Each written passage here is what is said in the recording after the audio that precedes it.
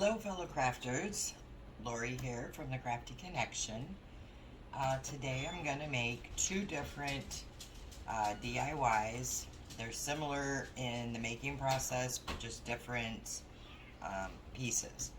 So for this DIY, what you're going to need is, we'll start with the simple part. You're going to need some paint in the colors of your choice. You will need some I'm going to use the wood glue by Super Glue from the Dollar Tree. You could use any type of glue you want. I just really like this glue. It really gives a super strong hold. You're going to need some Mod Podge. I also got the small bottle from the Dollar Tree. You're going to need some fabric of your choice. They have these at the Dollar Tree also. And I'm using these little spongy brushes from the Dollar Tree for painting.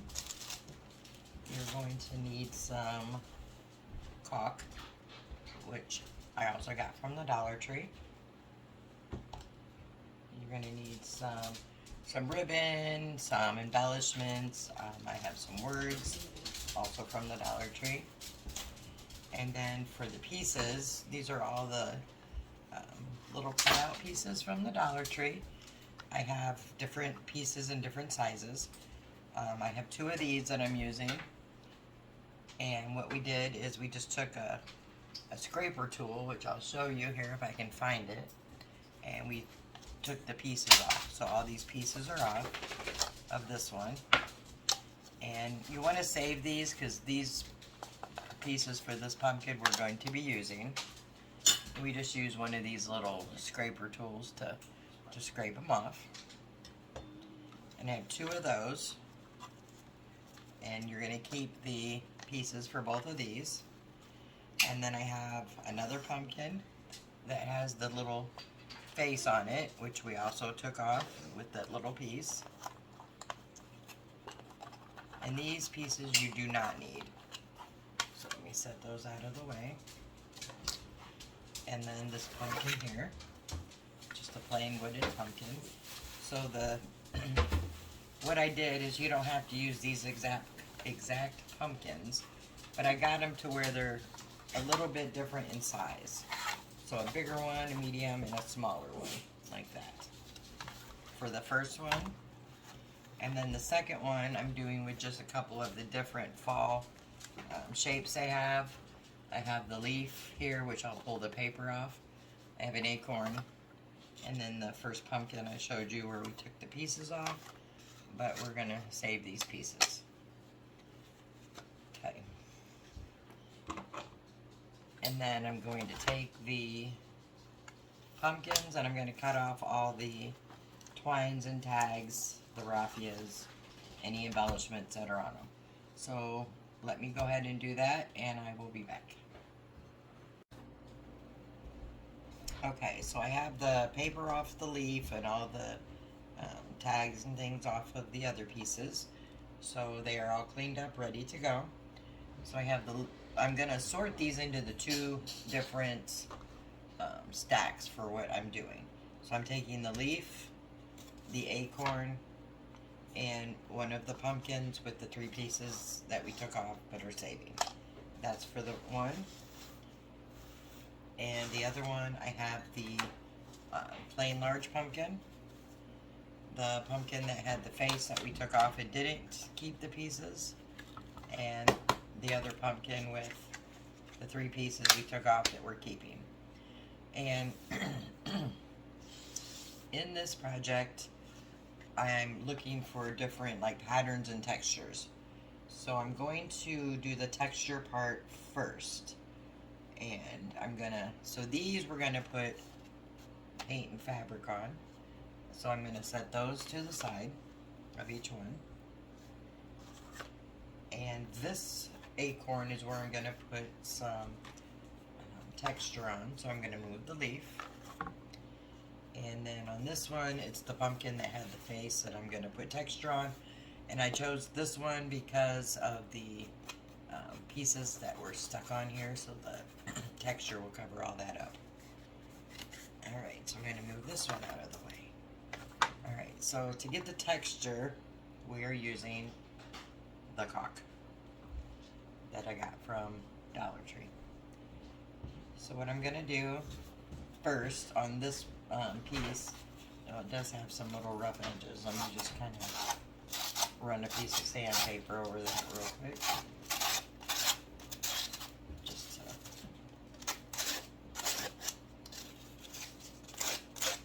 Just to smooth it for a bit. I don't want to get splinters.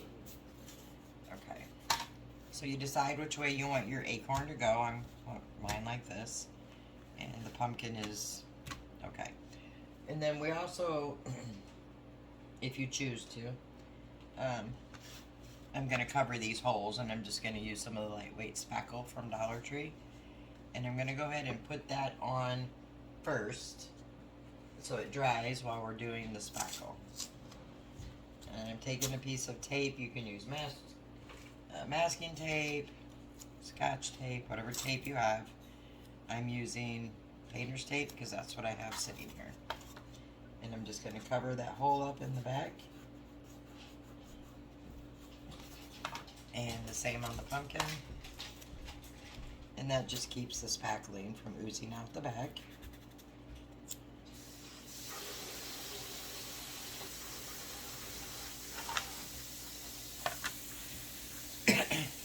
This is a little lengthy project, but I think the outcome is going to be super cute. I'm hoping. We'll find out together as we go. Just spackling those holes up. And then if we get any around it that dries, it's easy to sand off. Super easy, super fast. Alright. I have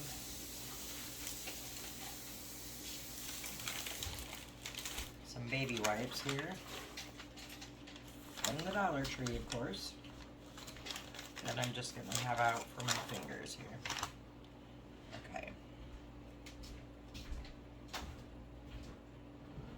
Let's set that there. So we're going to go ahead. This is my first time trying this out with the spackle. I saw several YouTubers use it in different projects, so I decided I'm going to try it. So with the acorn, I'm going to take a pencil, and I'm going to just kind of draw a light line from where the acorn top and the body of it connect across. Doesn't have to be perfect. It's just going to give me an idea of where the spackles needs to be. Doesn't have to be anywhere near perfect. Mine is not. There. Then I'm going to take the spackle. You got to cut the end off of it, I see.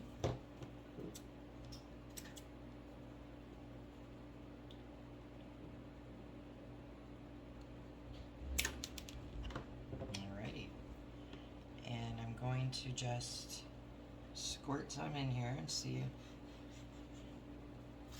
where it puts us. I'm just going to use my fingers, and then we're going to need more than that, but let me go ahead and spread this out.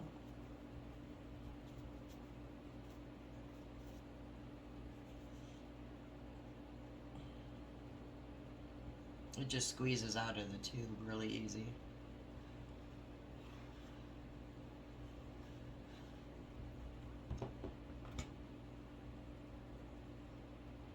Try not to get it on the stem.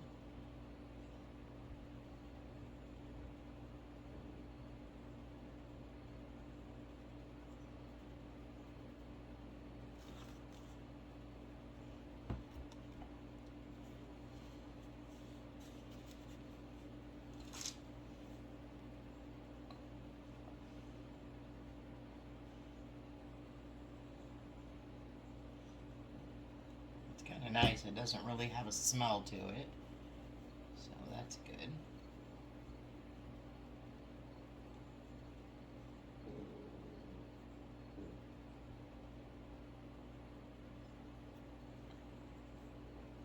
So anyway, once we get it all covered, like a base coat of it,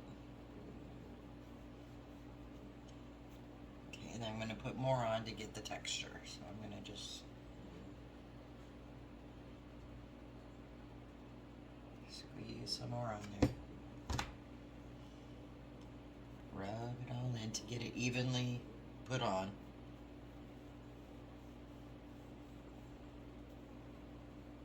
Which I think I'll get a little more on the stem, end of the stem. And then I'm just going to take my finger and kind of make little peaks, I guess, in it. You know how an Acorn has that designed top? I mean, you could even take like a fork or something and make the little pattern the actual Acorn has. I'm just gonna do this. Okay, so this is what I have on my Acorn. It's not super thick, but thick enough to give it some texture. And then I'm gonna get the pumpkin next.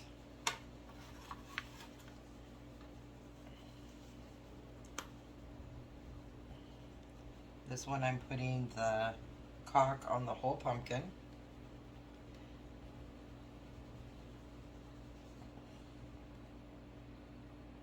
So let me start with the base coat here.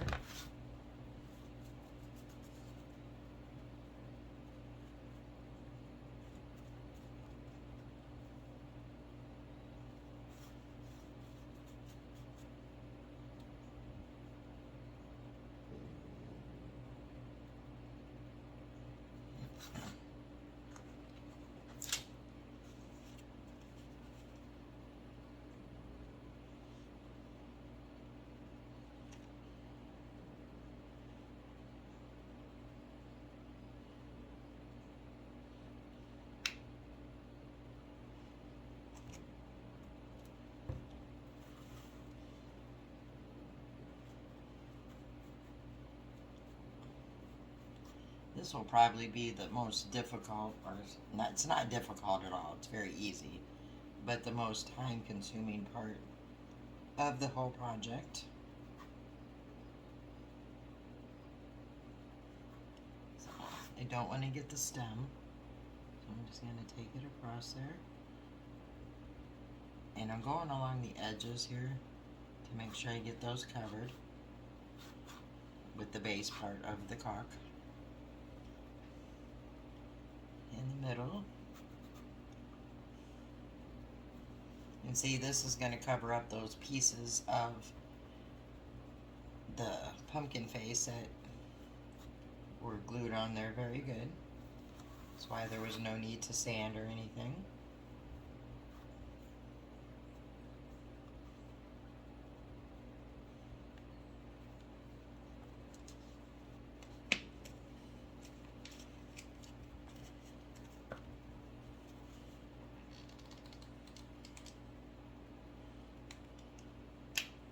Probably going to end up using most of this tube of spackle, but it was pretty cheap at the Dollar Tree. It was only $1.25, and I'm hoping this is going to have a really nice result. Okay, still working on these edges here.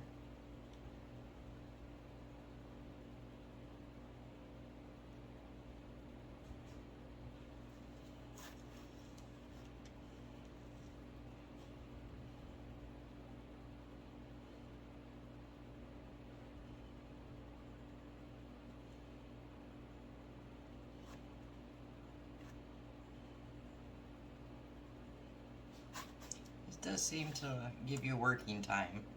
It's not like something that's going to dry immediately, which is good. Okay, just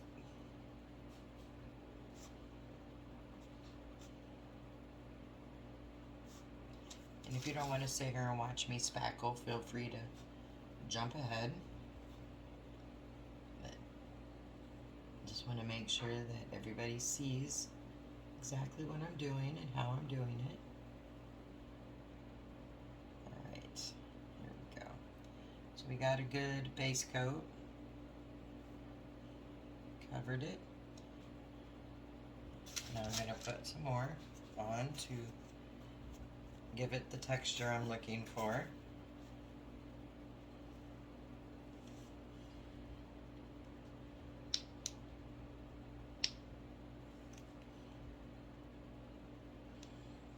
We are coming to the end of the tube.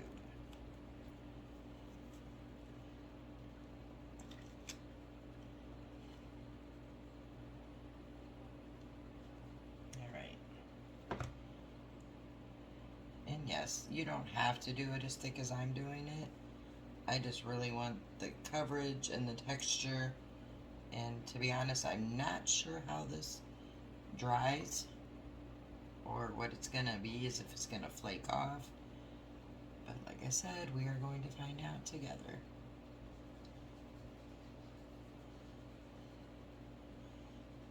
Okay. And then what I'm going to do is kind of smooth it out a bit. Not really smooth, but maybe it's to say going in the same direction. A little bit there.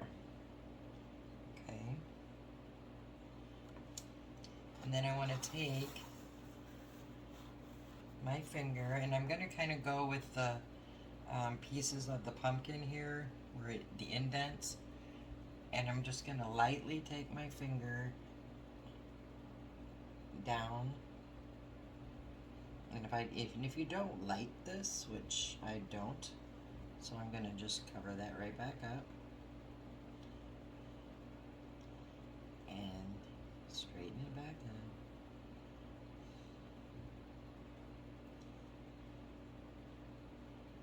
See, it does give you working time. I do want to make some kind of a groove, so I need to find something I can use to do that. Maybe a back of a paintbrush. Let's see. So I just want to kind of make the little indents.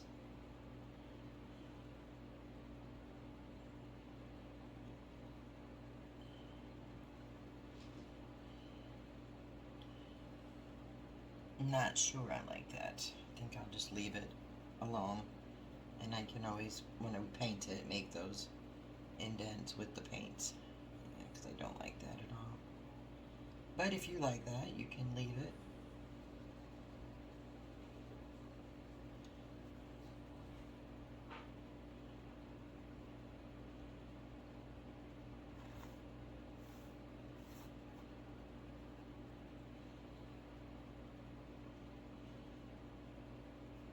There. Okay. Alright, then my suggestion is not to rinse your hands off in your sink, just because I don't know. I know what caulk looks like around the windows in the tub, and I'm not sure what it would do to your sink. So I would just kind of wipe it off with a baby wipe and then wash your hands. Get the majority of it off. Just my suggestion, only because I don't know what it would do in the drain. Alright, so I'm going to go clean up, set these to the side to dry, and come back and we'll work on the next part.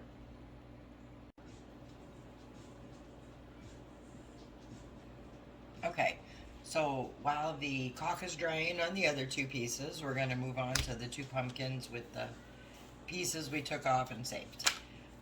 For these two pieces, I am going to paint one with the Waverly Moss chalk paint, and the other one with Anita's acrylic paint in the color pumpkin. Like I said, you can use whatever colors you prefer. Those are just the ones I'm using. And then for fabric, for the pieces, I am using the sunflower print for the one with the moss color paint. Both of these came from Dollar Tree. And then I'm using this little fall color plaid-ish like print for the one with the pumpkin. Okay, so I'm going to set these aside and we're going to work on the pieces first. I'm going to do one set on camera for you to see, and the other set I will do off camera, because it's probably not something you want to sit and watch twice. So how I do these is I take the sides, and I'm going to take the smoother sides just so we get a smoother appearance. And I'm going to take Mod Podge and a brush, one of these little foam brushes. And what I do is I just smear the Mod Podge on the pieces. Sorry if you hear background music. My husband's painting and listening to his jams.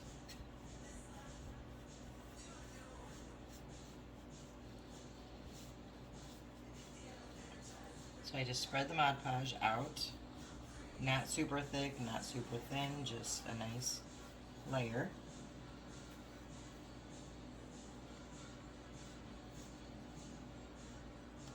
And making sure I get all the edges on the top and the bottom and the sides.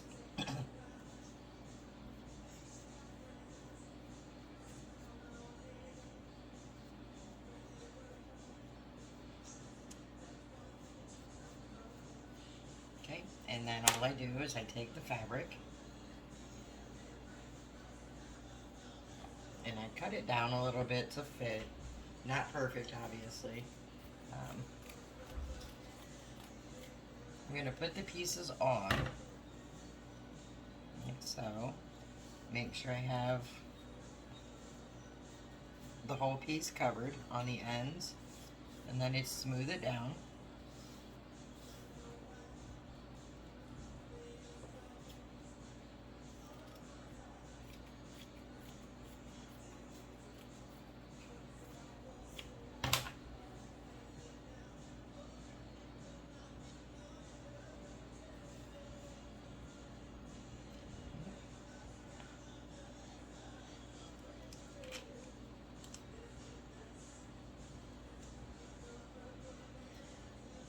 Make sure I had enough room on the ends to get it all covered.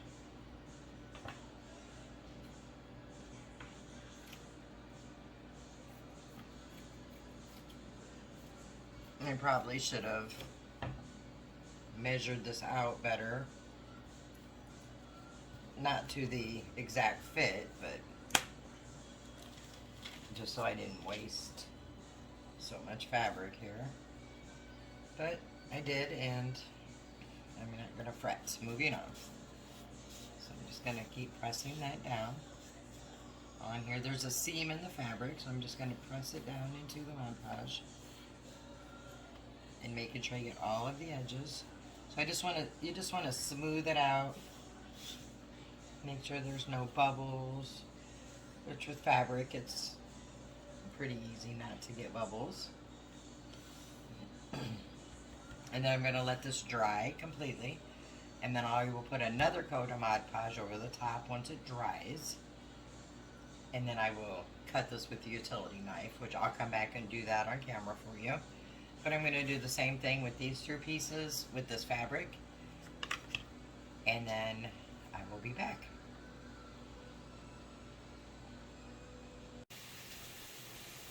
Okay, so I went ahead and put the Mod Podge on the top layer of the fabric once the bottom dried. So I'm going to let these dry. Did them on both. And sorry, I guess you don't need to see my coffee there. And I'm going to set this aside, and then I'm going to go ahead and paint the pumpkins. Give me just a moment to move this.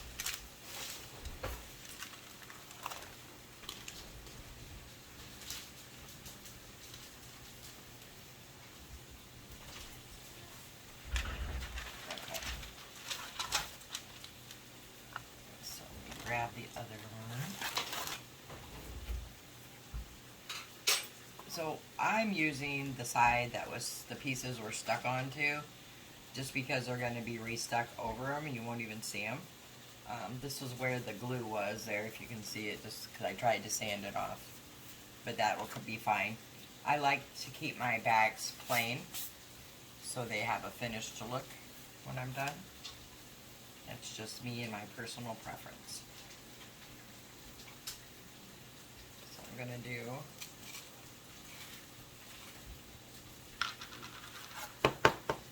one with the Waverly chalk paint in moss. Just set it there.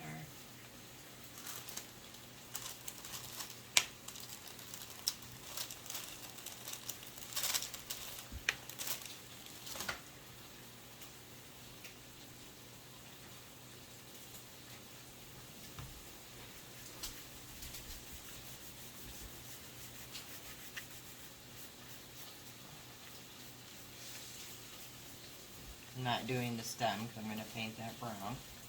And it may not even be seen when I stack them, so I'm not sure if I even need to paint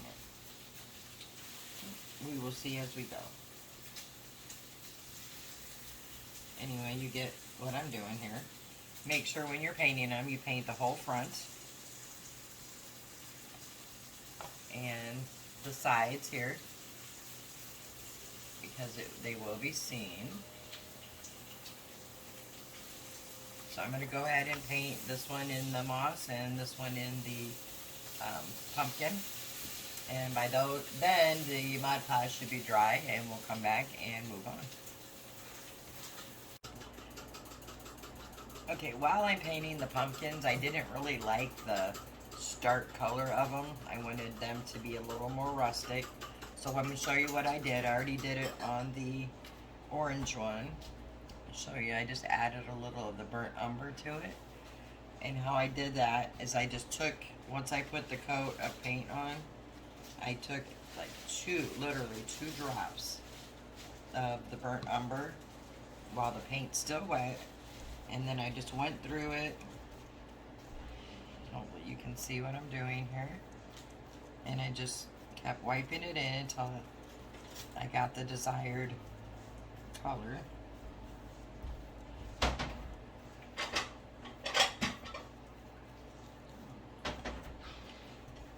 I'll hold it up for you in just a moment. And all it does is just puts a little bit of the, hopefully you can see that, maybe better when it's dry. Just gives it a little more of a rustic look to it. Not quite as just plain or stark. So I'm going to let those dry and then we'll be back. Okay, so the Mod Podge is all dried on these pieces. I did go ahead and cut out the first one here. And I'm going to do the second one on camera so you can see how I did it. So all I do is I turn these over. And this is why I do it on parchment paper, because if the Mod Podge sticks or anything, it comes right up. Super simple. Okay, so by putting the Mod Podge on the bottom and then the top, it's nice and hard, so it's going to cut off real easy. So I just take a utility knife with a nice sharp blade. I mean, you could use scissors too, whatever your preference is. And then I just go along the piece that I'm cutting.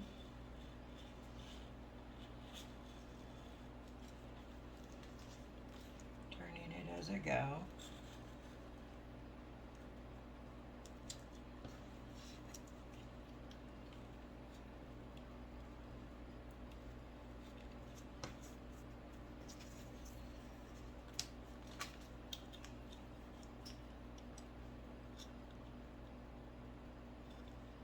Just follow along the edge.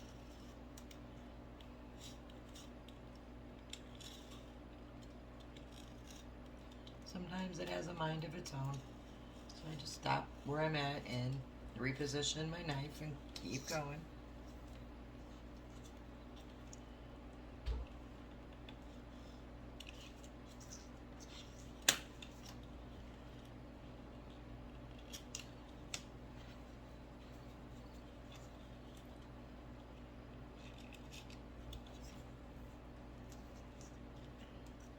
And then sometimes I get a few little straggler pieces. Sometimes they just break off. Other times I'll just grab my scissors and trim it.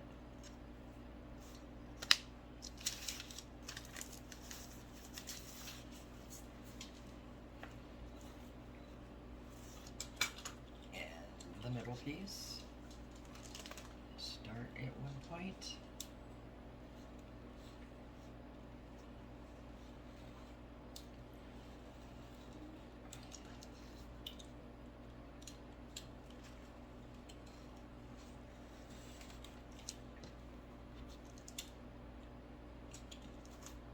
And then if I come back here and I notice that I didn't get a very close cut, I'll just come back and go back down over it. That should come right up, which it did. Sometimes the corners you just gotta keep turning as you go. But it does cut very nice, very easy.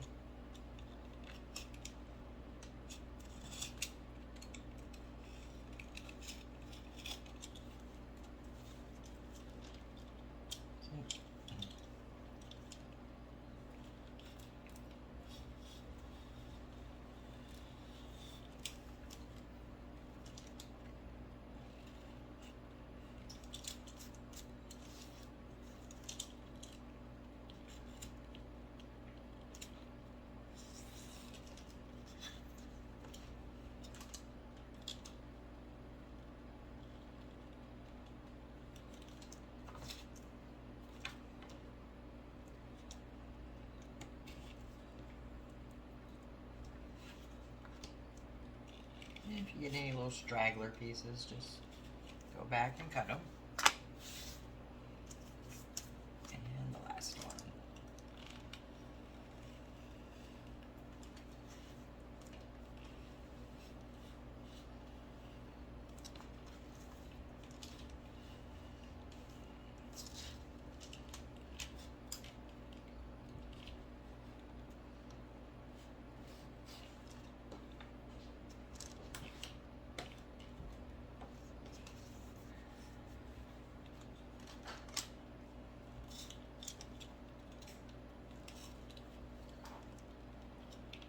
Again, just following along.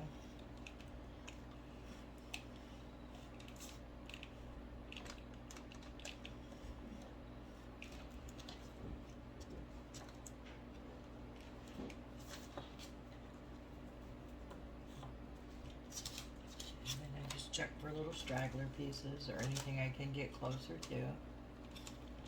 When you're doing the curved pieces, sometimes you have to just go back and clean it up just a little bit. Super easy to do. It's just because they're on a curve, they don't cut so perfectly the first time. Here we go. And then what I like to do, and this is just personal preference, is take a piece of sandpaper and kind of sand the edges, always going down so you don't pull up the paper. And it's just kind of, if you have any pieces hanging out, it just cleans them up a bit. Or any like stray pieces of hair that are frayed, whatever. You don't have to do that. It's just one of my things, which I've already done these. So I'm going to get rid of this mess here. Keep my paintbrushes out because I will need those later. Alright, next I'm going to get our pieces that we painted.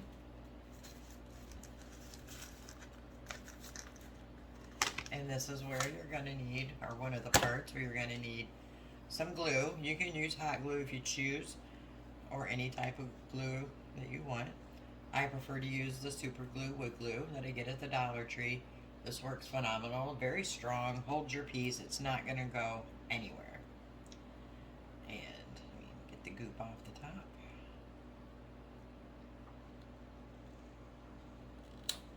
Alright. And then what I'm going to do is I'm going to lay the pieces back out. So I'm going to put the middle piece, I just kind of lay them out first to see where they go.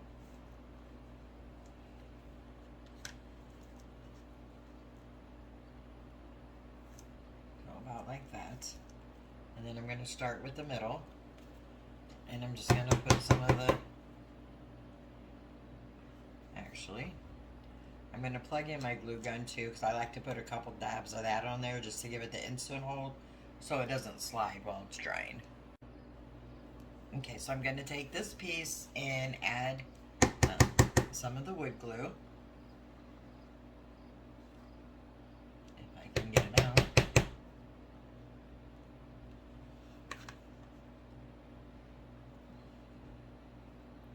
There we go. I just made a big squirty mess there.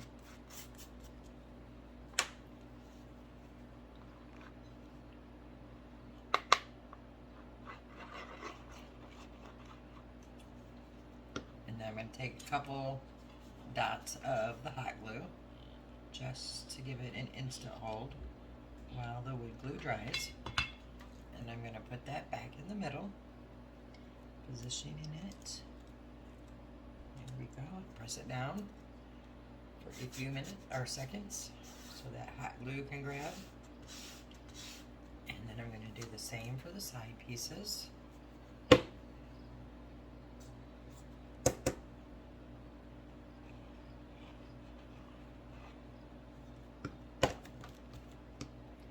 Couple dabs of the hot glue.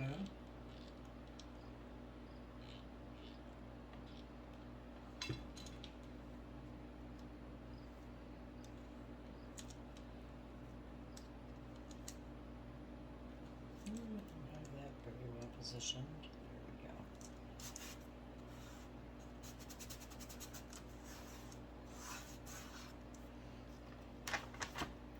Let me grab a baby wipe here and just kind of wipe that off. Even though it does dry clear, I'm just going to wipe it down a bit. There we go. And the last one. I want my water. Whoops, forgot the hot or the wood glue. This bottle's getting about empty.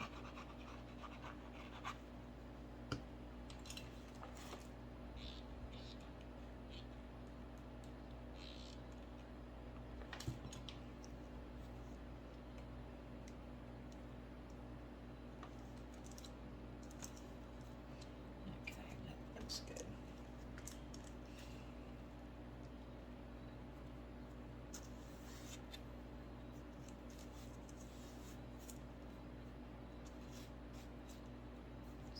Hot glue here. Let me get it off.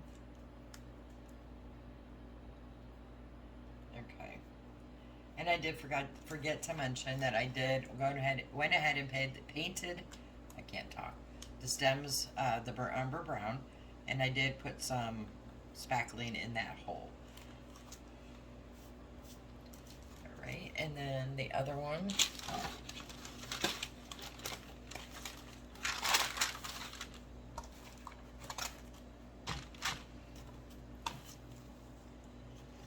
I'm going to do the exact same thing.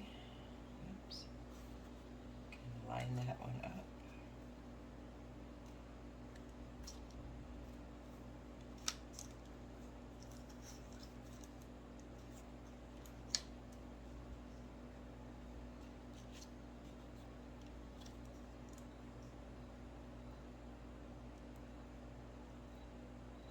That looks good to me.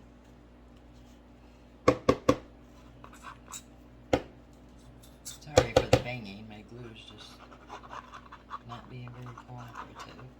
That and it's close to being empty.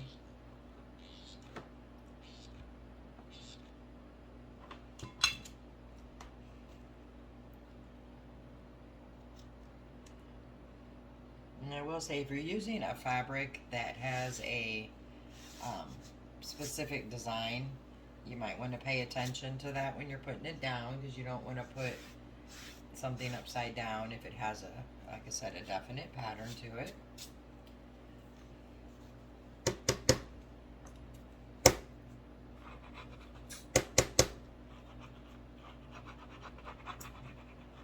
Let me just glue both of these while I'm at it, because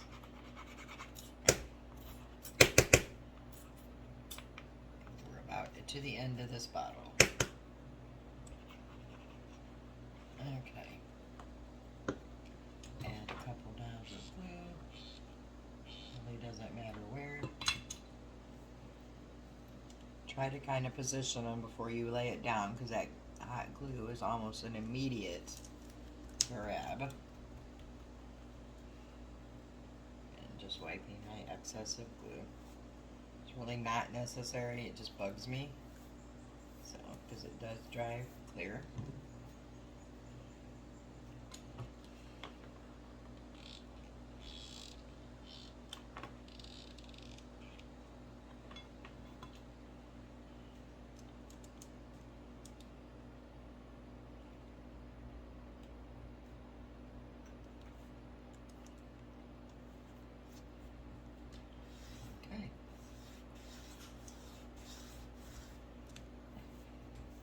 Now you could distress these if you wanted to.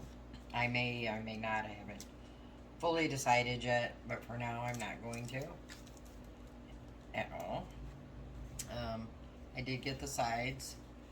The backs on these I'm gonna paint probably the burnt umber color, just so it has a nice finished back. But I'll do that off camera.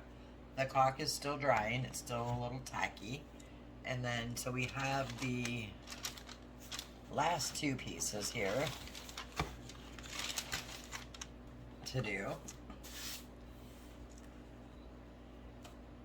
So I don't really want to put any more fabrics or scrapbook paper on them because the other two have the fabric, have the pictures on them. The other two have the texture on them. So for these, I'll probably just paint them.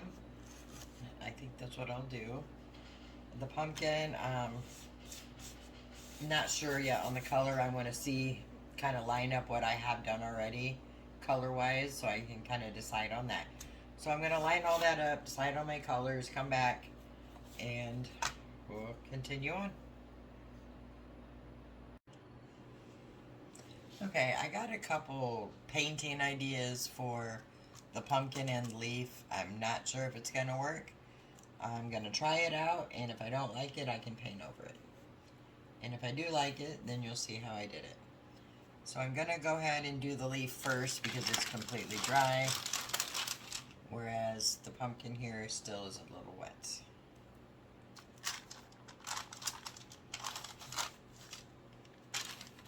So I painted the pumpkin in the burnt umber, and I did this most of the sides. I missed a spot here, but I'll go back and get it.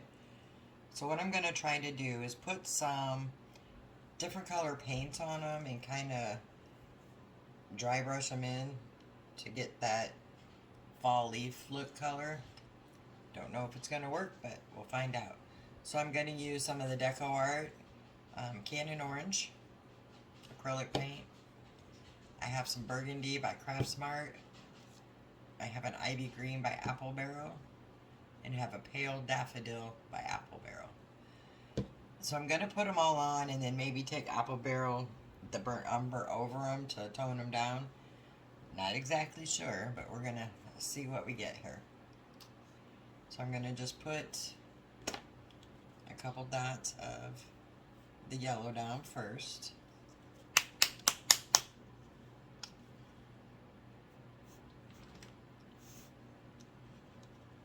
Might be time for a paint run. Sorry.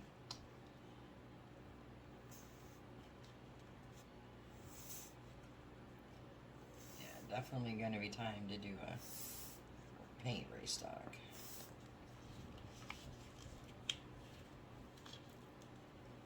It's a little crumbly, maybe that's why. Might be dried out. Let's see if we can get anything out of it. I think not. Okay, so we will start with a different color. We'll go ahead and start with the burgundy. So I'm going to put just a few dots on it to start.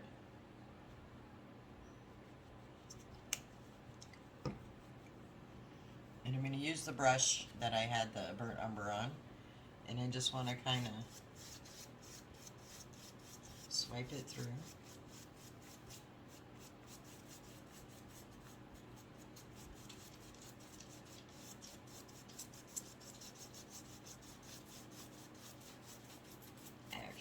this color on the brown a lot.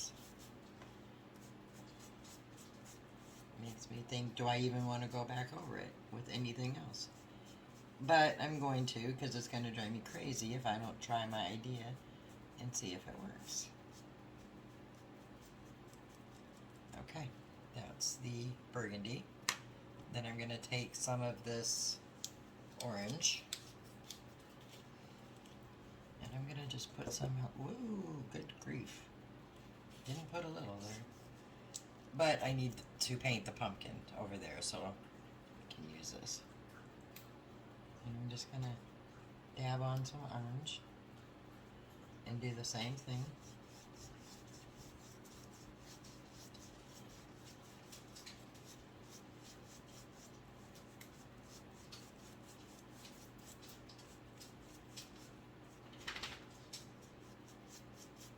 Maybe just a fair bit more.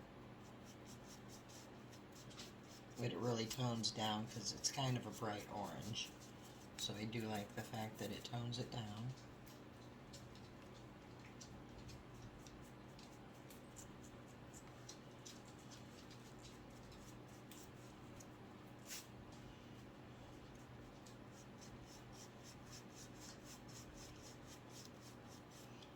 Okay. I'm not sure if I want to add any green. I do want to get some yellow. So let me go find some the appropriate yellow, and I will be right back. Okay, I got some yellow. So I'm not sure. This is Folk Art Sunny Yellow. I'm running out of yellow, so I'm not going to put that much of this. And I may have to go back over it with a couple colors.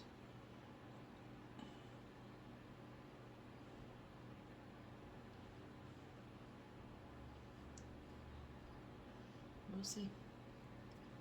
Okay, good enough to keep going.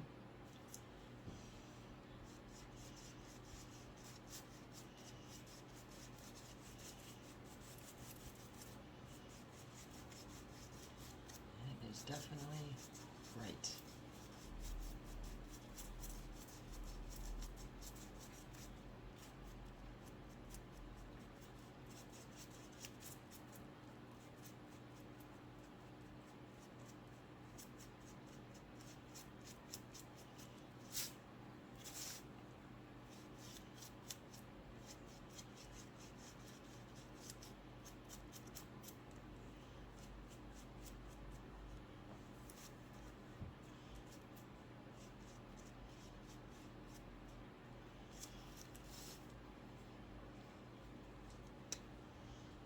Put a little bit more, whoops, and take half of that and move it down here.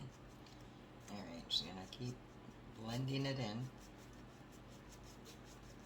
And I haven't changed brushes at all. I'm just using the same brush to keep blending these colors in.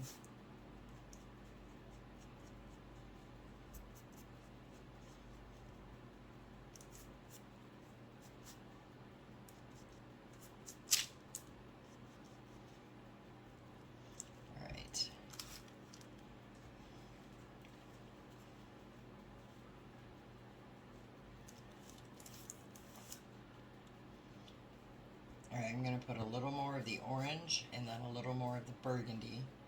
And I think that will do it, but we'll see.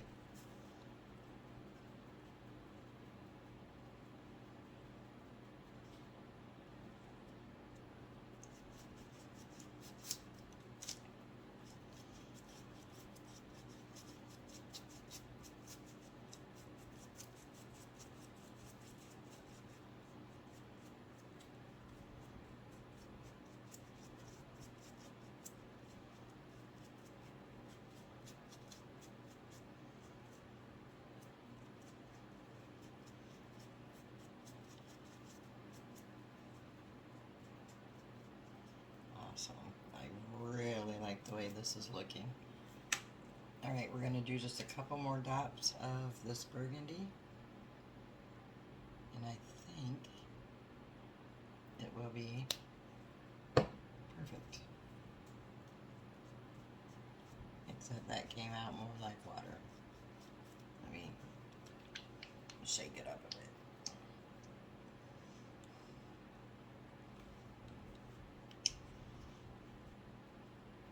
There we go. It's still watery.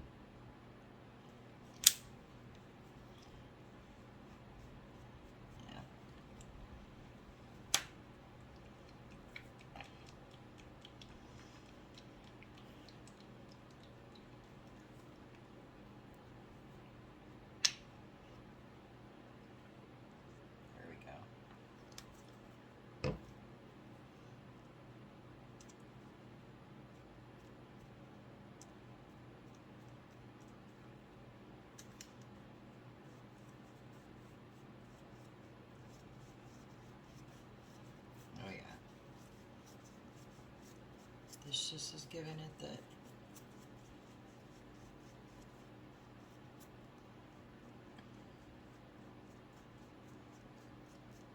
very, very pretty. I'm loving this. Definitely going to use this technique again. So all I did, guys, is I started out with the burnt umber on the whole thing. Then I put the burgundy, I put the canyon orange, I did not use the green, and then I used a sunny yellow. And I'm just kind of painting them all in together, blending everything in.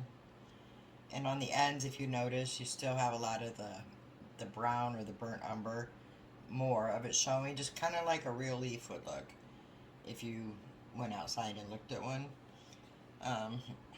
Let me hold it up and hopefully you can get a better view. Is in person, this is absolutely gorgeous. So I don't know if you can see all those different colors in there. Beautiful. Alright, I'm going to move on to the pumpkin. Like I said, for this project, I was really just looking to get a bunch of different colors and textures, techniques in there, but I'm loving that leaf. And I wish I had another one, because I would definitely paint that one and put a bow on it or something. It's just beautiful. Alright, so for the pumpkin, I think I'm going to dry brush with the orange around it and then go back over it with some burnt umber just to give it a rustic color. Or maybe I'll even just add some of the brown to this. I haven't decided. And then I want to make a few of the little things. I don't know, creases, I'm not sure what you call those. So first, I think I'm going to dab a lot of this paint off. I think I want to first kind of just, well, that didn't work so well, did it?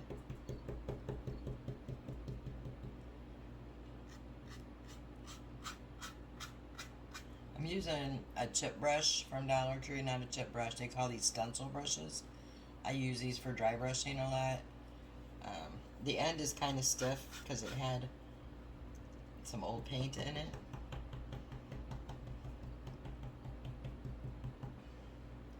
So I'm just very lightly coming down, because I don't want a real stark line on the pumpkin.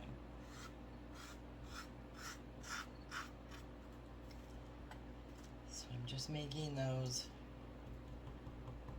creases down.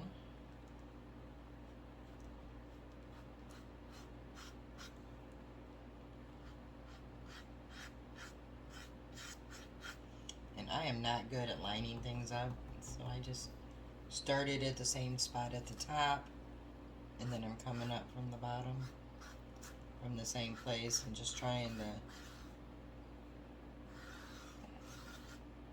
meet them. Not perfect, but what pumpkin is. And then I'm gonna try to get another one in here.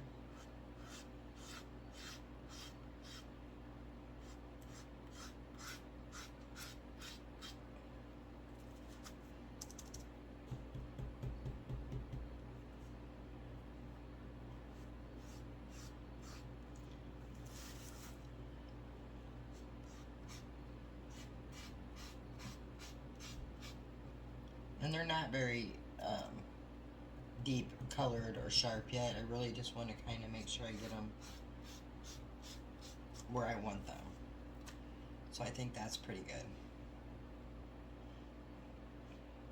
Okay.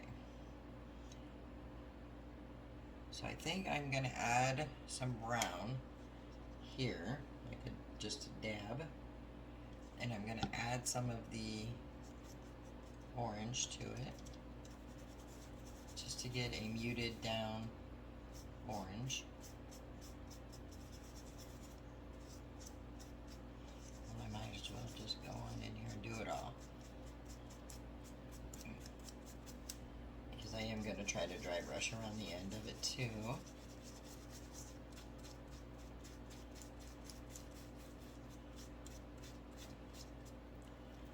A little bit more brown, I think. Just maybe one little happy dots. There.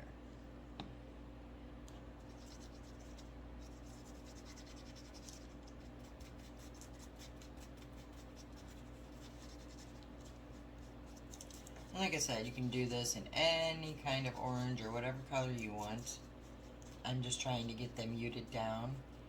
Look for this particular pumpkin. So now I'm going to wipe most of that off.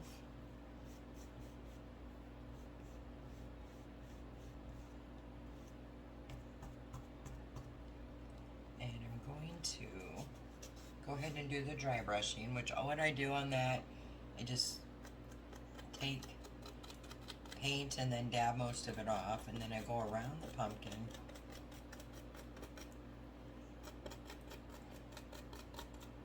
Just lightly brush it in.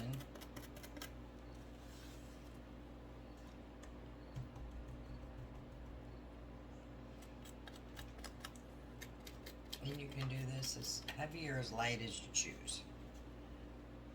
I will probably go back over it again once I get the initial dry brushing on it.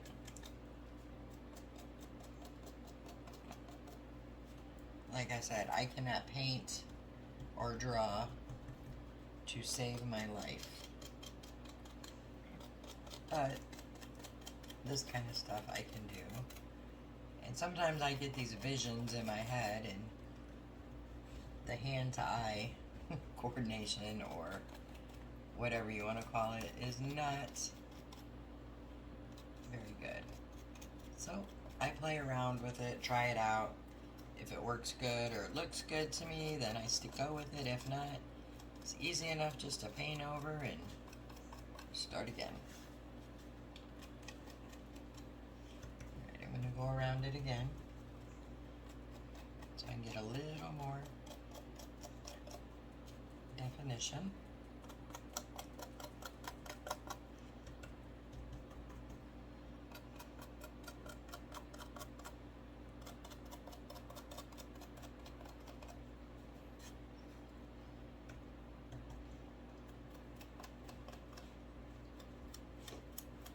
I'm not doing the stem because I don't even think the stem's going to show, so I probably didn't even need to spackle it or paint it, but I did, just in case.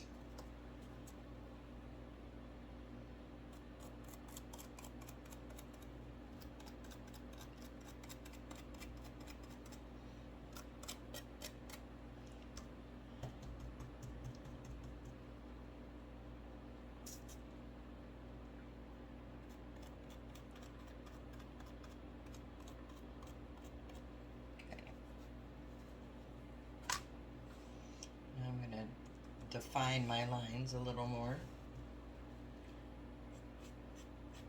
Make them a little bigger.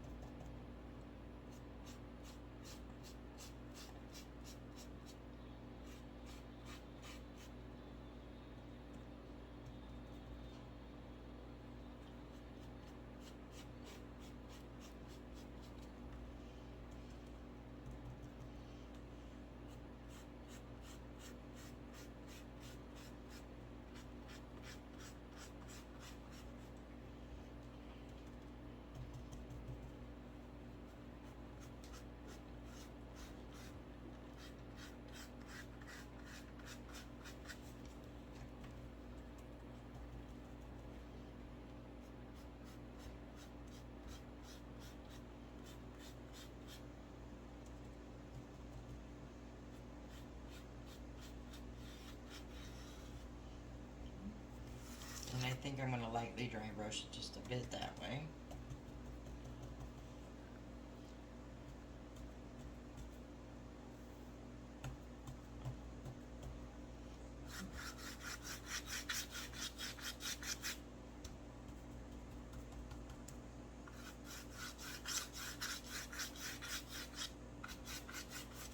And you know what? I can already tell you I don't like this at all. So I think I'm going to paint it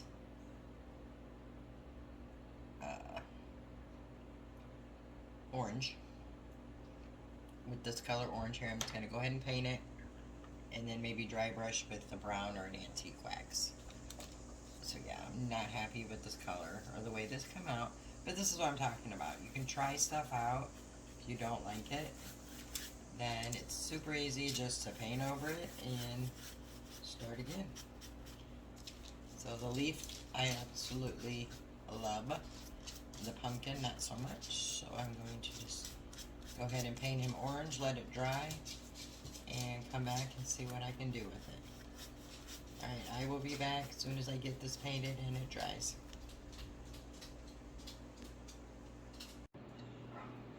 Okay, so for the first one with the pumpkins, this is what we have so far.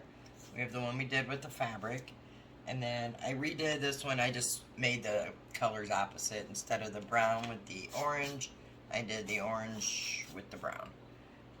Just to me it goes a little better. And then we have the textured pumpkin that the caulk was put on. It's all dry. It's hard and it has a really nice texture on it. You can see that. So I think what I'm going to do with this one is go with a tan color and then kind of dry brush with a darker green to kind of go with the fabric here on this pumpkin. Kind of want these three to coordinate. Okay, so I am out of tan paint, so I'm going to make some real fast. I'm just using some white acrylic paint and a drop or two of the burnt umber acrylic paint.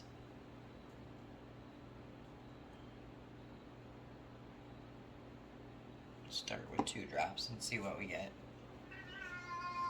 Sorry, my cat is talking this morning.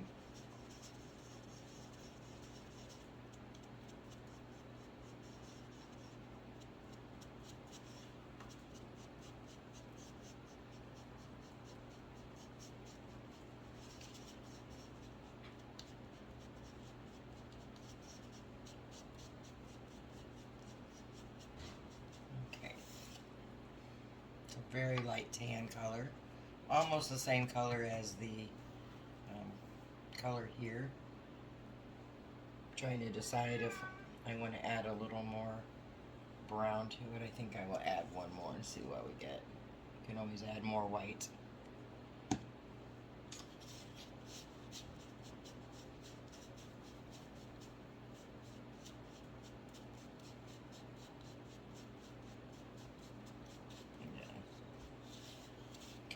Just gonna paint over this.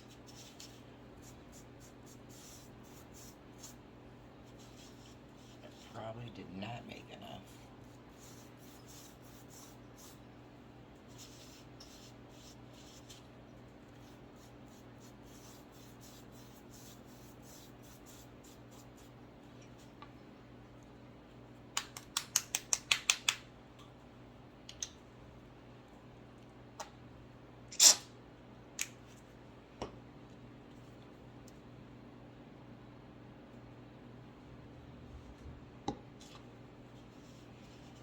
I really need to go get some more paints. Maybe that will be on today's agenda.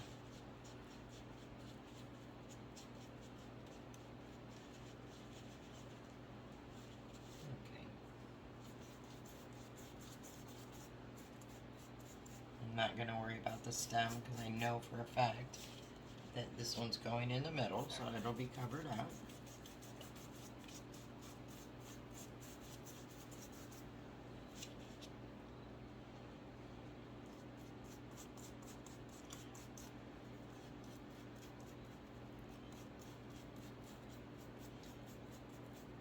this caulk texture is actually really easy to paint over, and it fills in really nicely.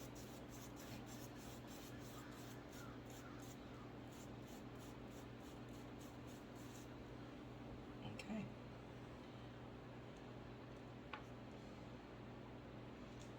Now I'm just trying to decide if I want to put the green in now and kind of swirl it in. I'm going to try it. If I don't like it, I'll go back over with the white.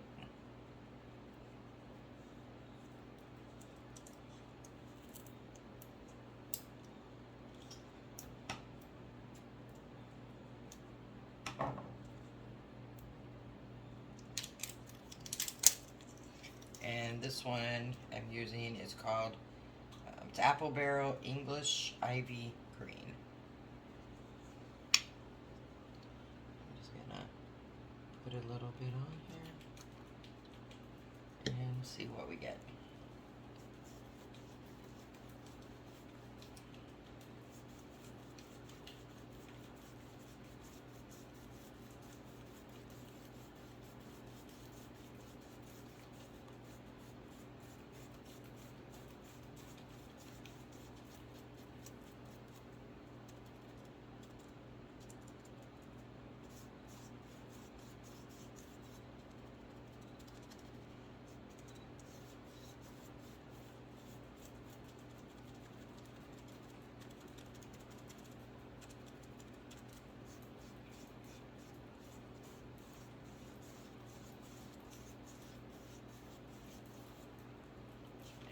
More white into it.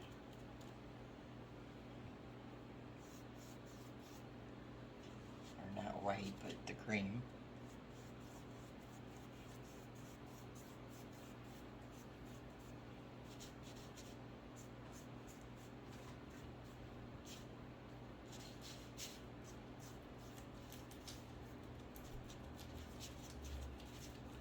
And I'm just using the same brush for both colors. I think I just need a little bit more right through here. I actually like that. And then what I'll do when it's dry is I'll come in with some of the same green, but without it being muted down with the tan color, and probably dry brush around the ends and maybe do some of the lines there.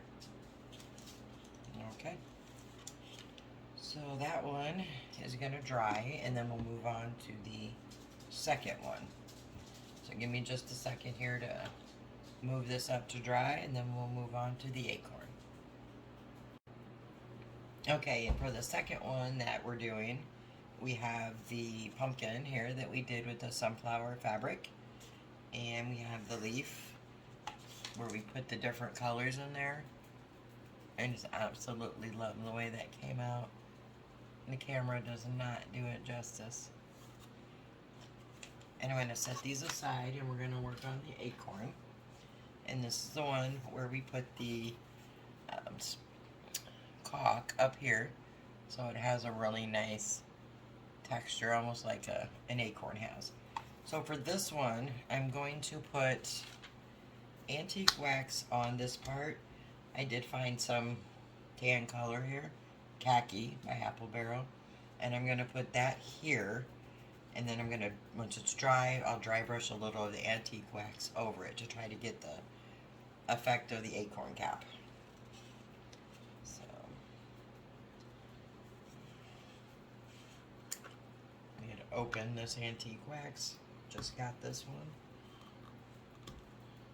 Why I didn't buy paint when I got this, I don't know, but it just gives another excuse to go to the craft store, I guess. Okay, so put some down here.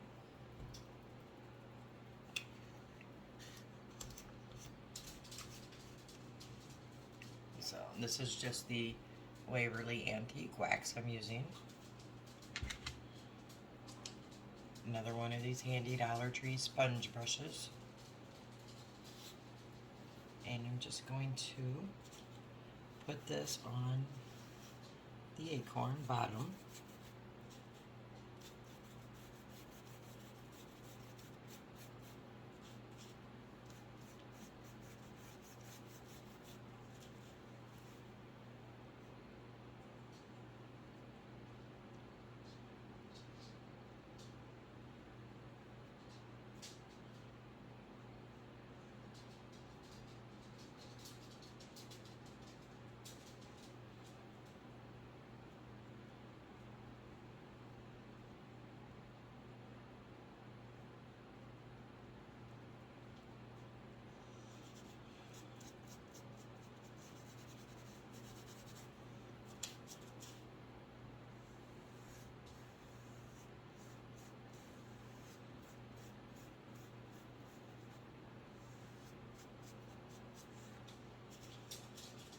doesn't want to glide very good on these Dollar Tree thin wood plaques. Probably because it's thin, cheap wood, but that's quite alright.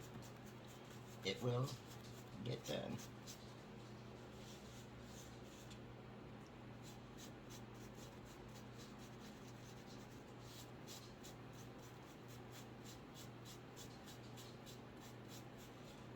And then once I have that on, I'm just going to take a baby wipe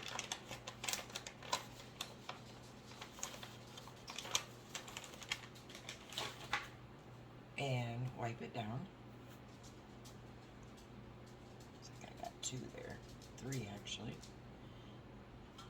So I just like to, I like to use a baby wipe because it's a little damp and it just gives it a nice, normally a nice glide over the project.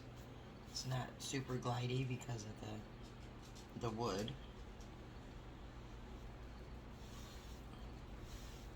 And that's okay for there because we're going to be going over that. Then I'm just going to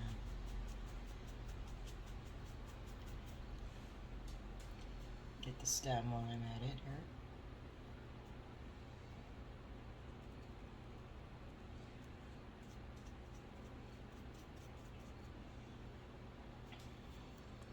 And I'm also going to get the sides.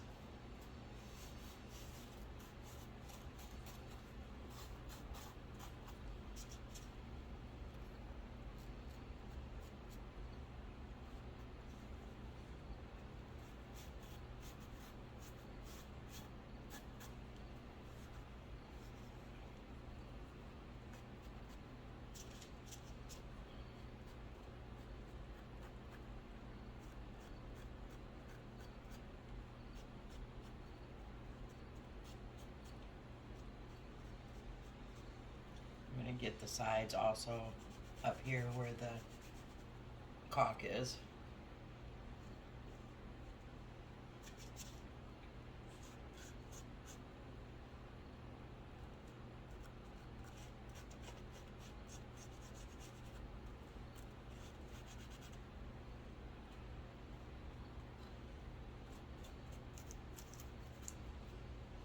Okay.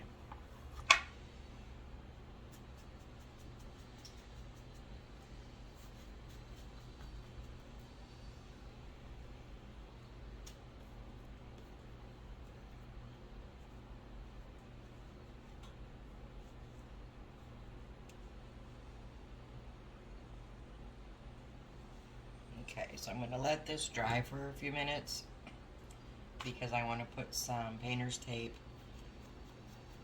right there.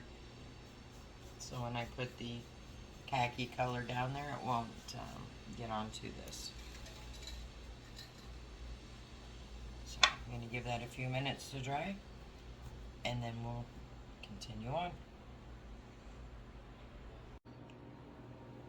Okay, so the antique wax is dry. We're going to move on to this part. So I'm going to use some of the apple barrel khaki that I found.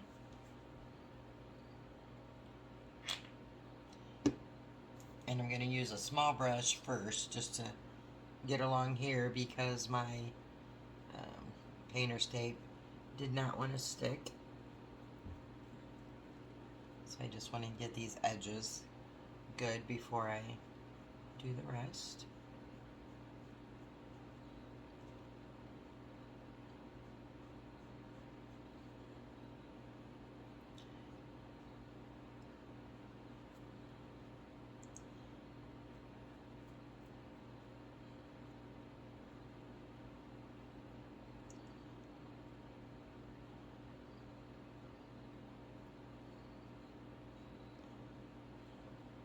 I might take it around this part too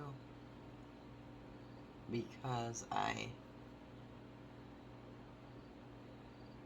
painted the sides already.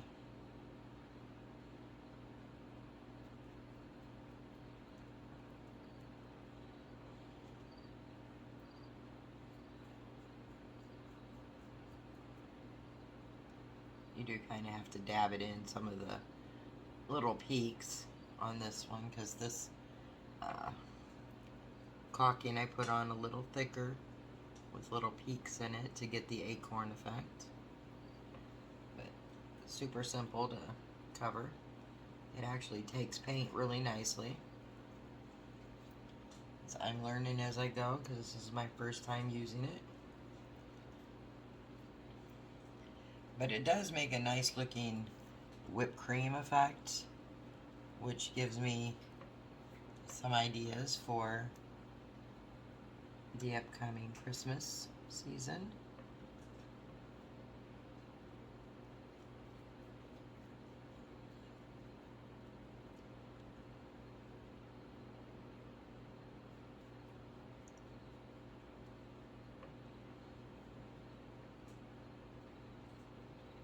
I'm just doing it this way so I don't get a bunch of different paint blobs on the sides. I like them to have that nice finished look. And I'll probably just go ahead and finish it with this brush just because I need to get into those little peaks.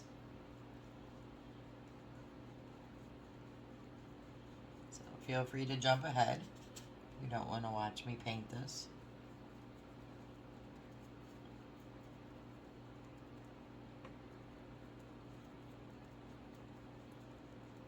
I will actually pause the camera and I'll go ahead and finish painting it, let it dry, and then I'll come back to do the little light dry brushing over this.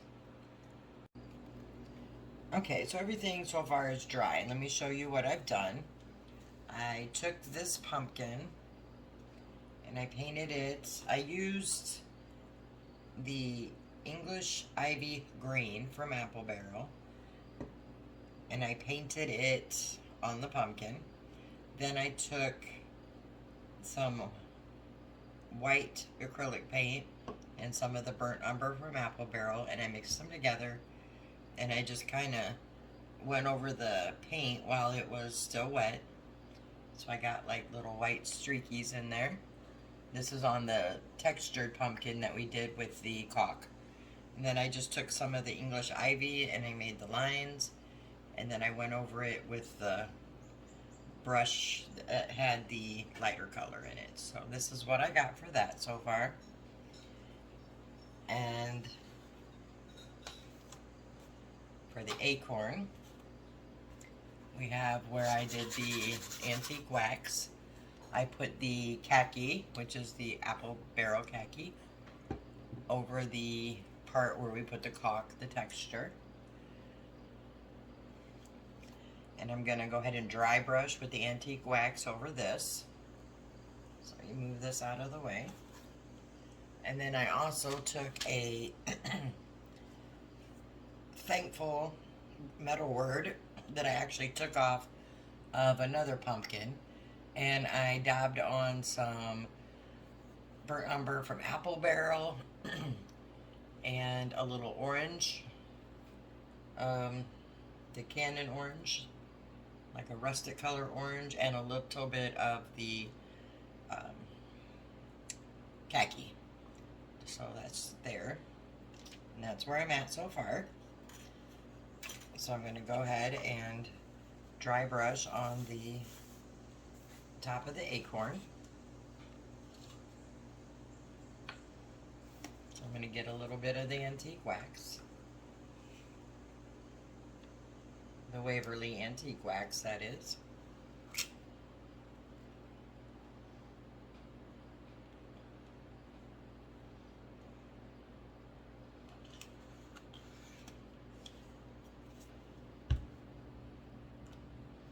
And then using one of the chunky brushes from the Dollar Tree,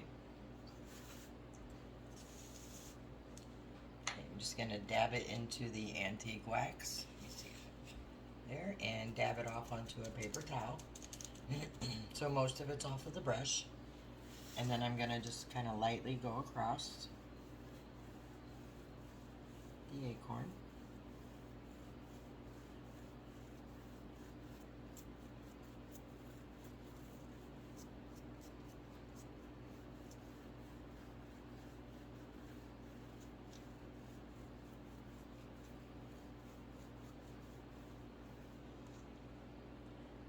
one more pass just to get some of the edges here a little more.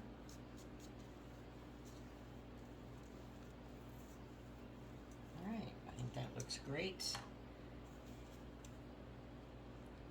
And while I'm here, let me go ahead and put a little more on the stem.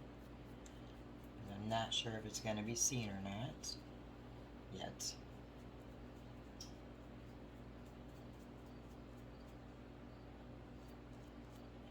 Okay.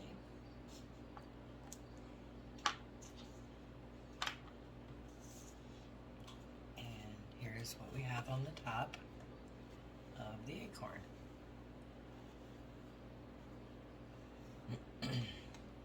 Right, so I'm going to go ahead and let everything dry for a few minutes, come back, and then we will put these all together and decorate them.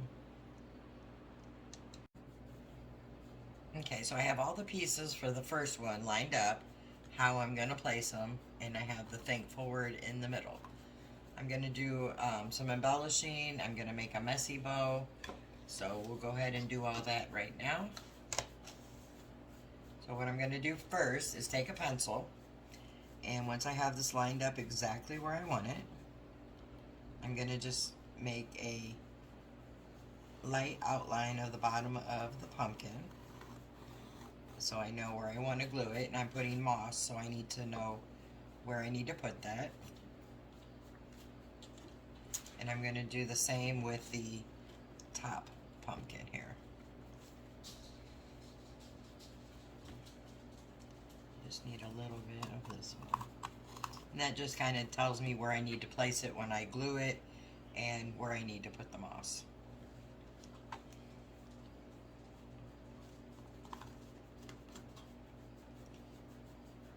It's not necessary, it just helps me out a little bit. So I'm going to set that one up there. And what I'm going to do first is I'm using the Spanish moss from the Dollar Tree. And I'm going to pull some out.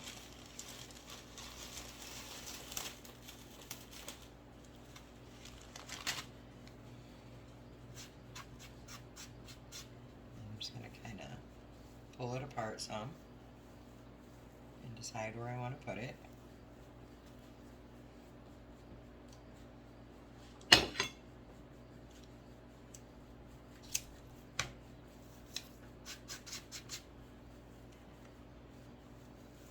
Don't want a lot, so I'm just gonna kind of get a little where the pumpkin is sitting.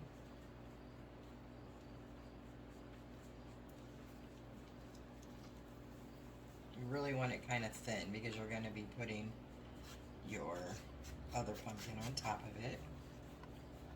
And I'm going to decide if I want to put some on the underneath. I think a little bit. So what I'm going to do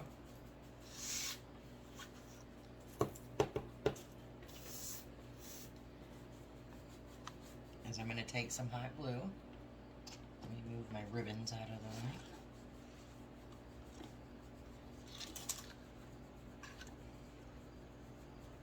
way. And I'm going to do a little bit on each side, and then I'm using the lines that I had made, the tracing lines. And I want to put some right here.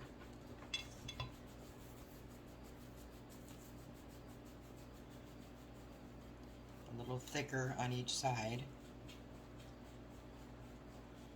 but not too thick that I can't put the pumpkin down.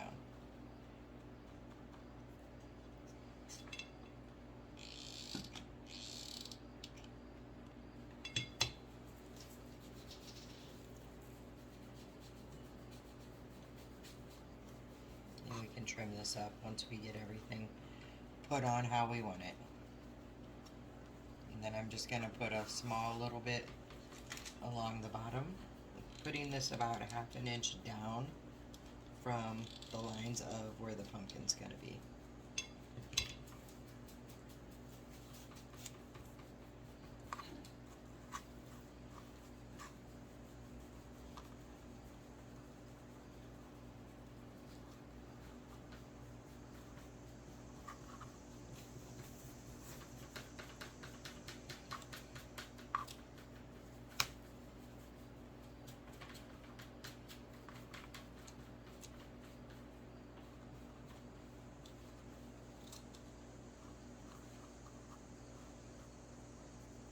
like I said, we can trim this up after we get it all put together.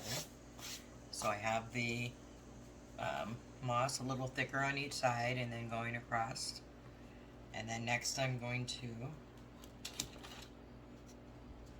get the center pumpkin.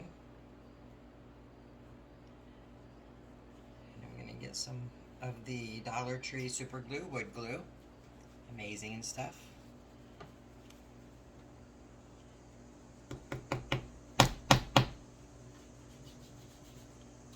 Put some on the pumpkin.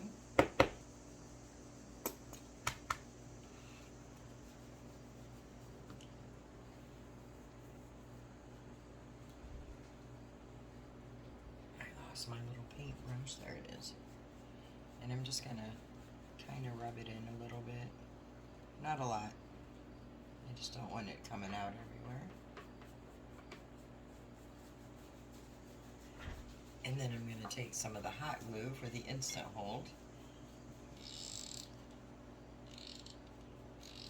and just put a little bit around the edges and at the bottom. Then I'm going to take the pumpkin and I'm going to line it up where my lines are, sitting a little bit onto the moss, making sure he's even.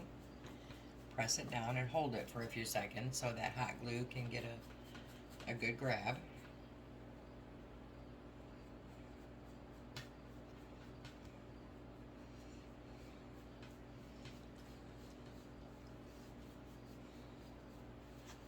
Moss makes it a little bit bulky, so I'm going to set something on it actually and give it a few minutes to adhere. That's not very heavy. Let me find my water bottle. Here we go.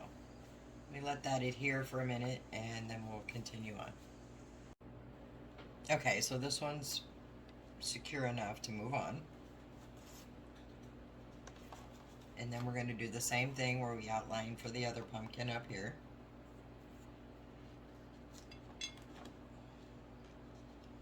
Oops, let me grab a glue stick.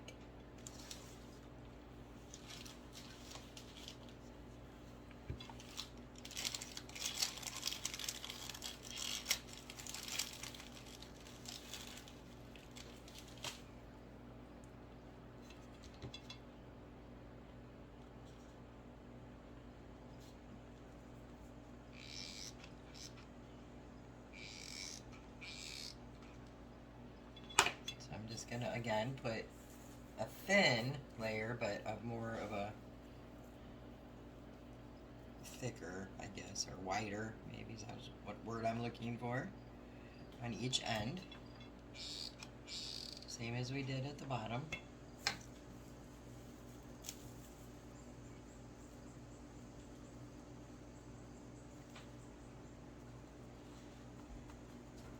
And then the smaller grouping of it, so to speak, right here across the line.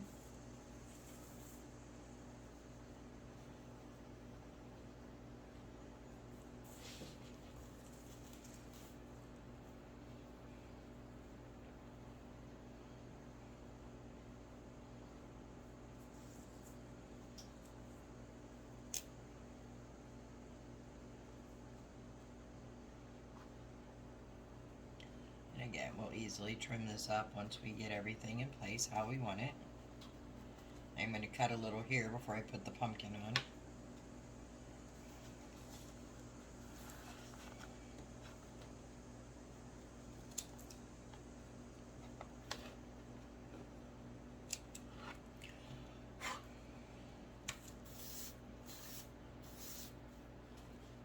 Right, and we're going to do the same thing up here that we did for the bottom. We're going to put some of the wood glue down.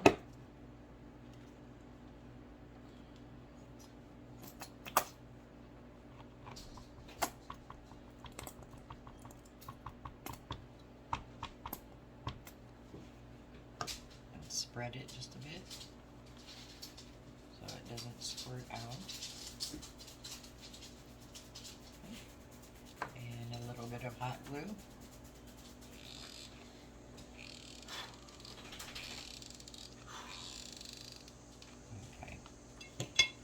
take this pumpkin,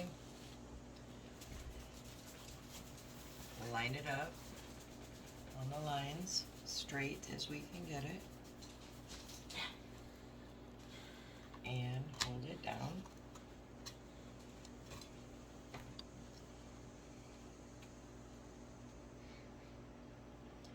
Okay, and I'm going to go ahead and set these on here and work on the thankful sign, our part. Okay. Trim these a little bit,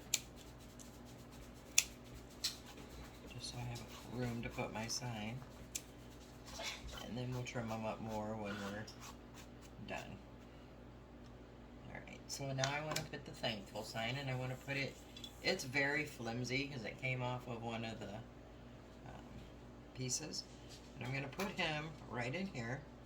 And what I'm going to do is start probably in the middle and then work it down. And I am going to put a little bit of the wood glue. Let me get a different bottle. This other one is completely empty. And I'm just going to dab a little bit on it, just so it's going to have that secure hold once it gets on there.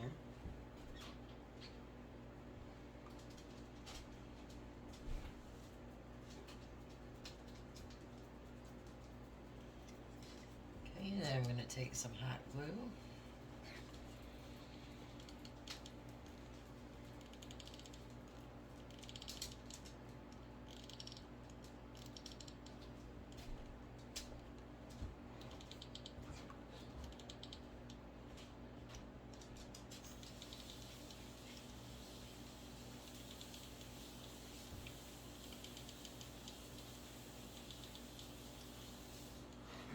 Getting it everywhere. So I'm going to go ahead and lay this down and then try to come back and work on the loose pieces.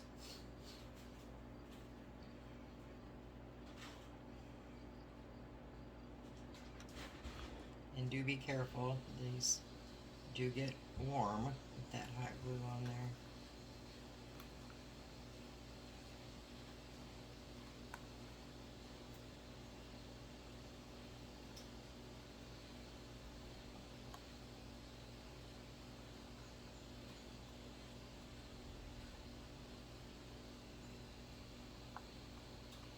And you can use anything you want in the middle, or you don't have to use anything at all. Choice is completely yours. And now I'm just picking some of these glue strings off where they fell off. Some of the wood glue that's coming out right here, I will wipe the sides, but it does dry clear. So it's not a huge deal if it's coming out.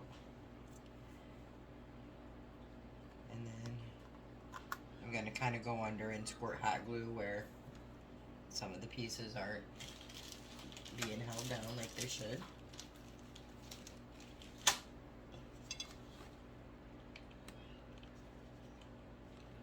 And that'll just give the wood glue something to adhere to. Or to hold it down, I should say, while it adheres.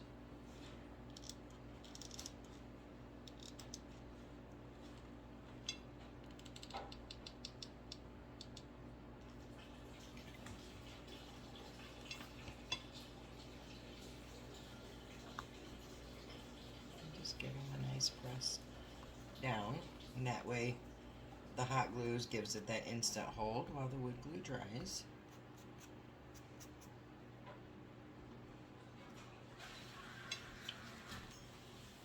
Put a little bit here.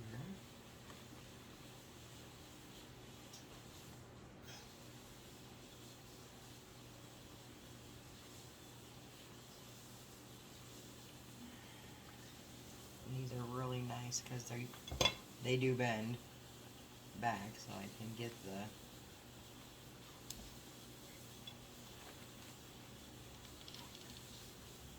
glue in there where I want it.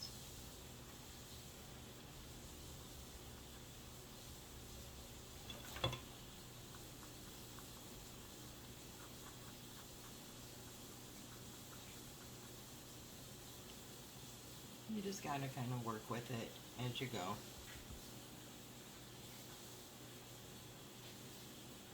I'm gonna take these off now and turn it and work on my other side here.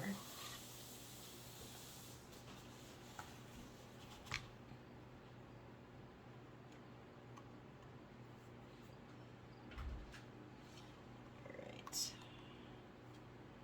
That's on there. There's a piece of glue here that I will probably grab my tweezers and get it. That's adhered pretty well. I think I'm going to put a little bit right here.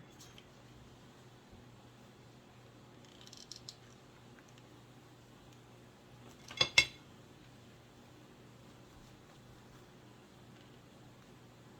grabs on.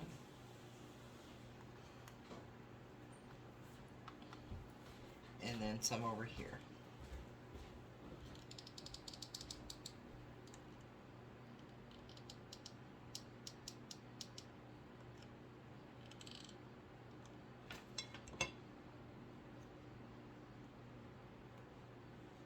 Like I said, just be careful because it does get hot with the hot glue.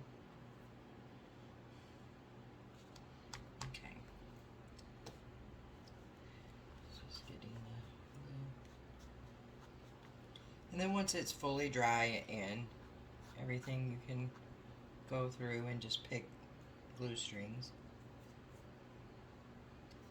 We're not going to worry so much about them at the moment, except this one because it's driving me crazy. Alright, we'll work on those later, but we have the sign on. So here's what we have so far. It's kind of hard to see because it is a large project. Alright, and then, so the last thing I'm going to do with this is I'm going to go ahead and trim up the moss and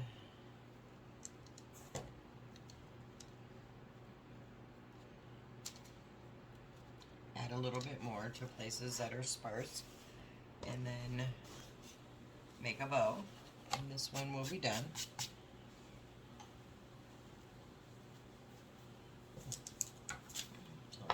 This off a bit. I still want to have some hanging off right here. It just gives it that illusion that I like. And I'm going to add a little bit more here and here. Just a little bit.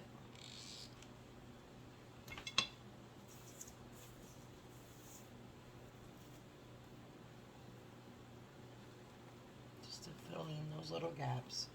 Ooh, that was hot, hot, hot.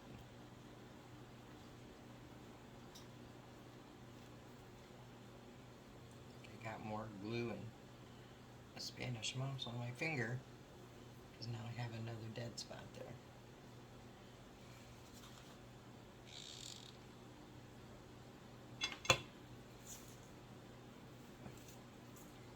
Get out our handy dandy pencil here.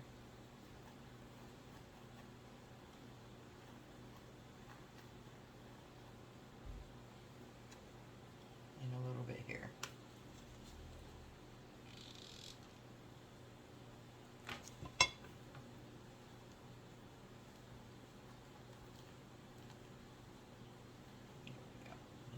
String.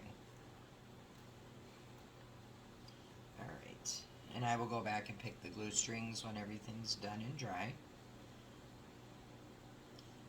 You don't want to, I mean I don't for mine, to make any of this like a uniform cut because you want it to look like it's stacked on top of each other.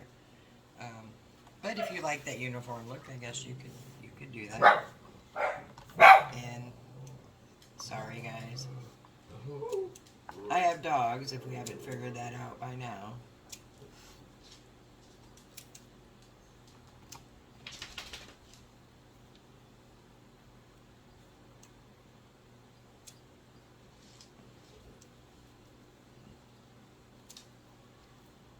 Alright.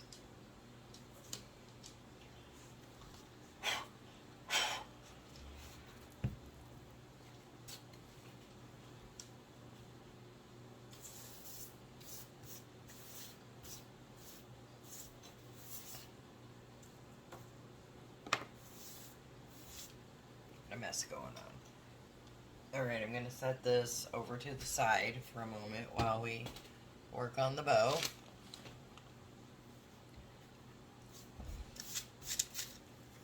We get some of the Spanish moss out of the way. It is messy, that is for sure. Okay.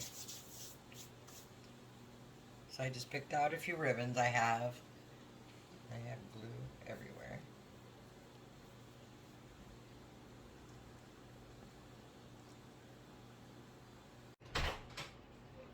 Okay, so I'm going to do a messy bow. So what I have is some raffia, some green ribbon. I'm not sure if this came from Michael's, Hobby Lobby, Walmart, or Dollar Tree. Not sure. I know these are from Dollar Tree, and it's a burnt orange color and then like a burlap ribbon with pumpkins. I have some of the burlap ribbon from Dollar Tree, and I have some lace. It came from, I'm guessing Walmart, Hobby Lobby, Michael's, one of the two. I'm not sure. Just grabbed some that I had out of my stash.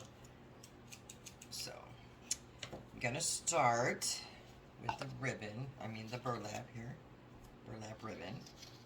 I'm gonna cut 2 pieces, about the same.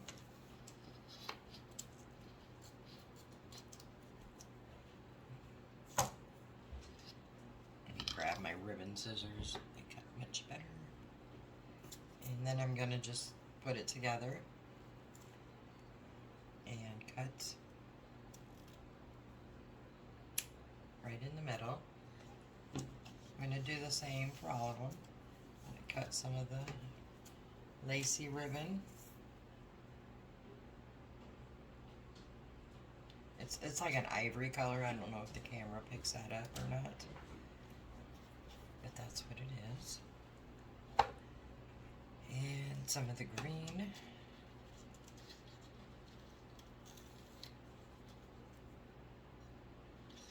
This is a kind of a sheer, shiny ribbon, and it's got wired edges.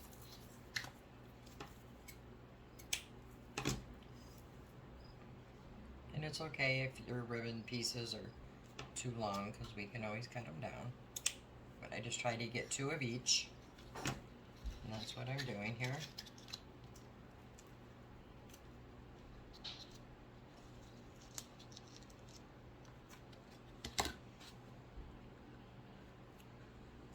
Just put masking tape on the ends of my ribbons. That way they stay closed. These I just bought, so they're not open yet.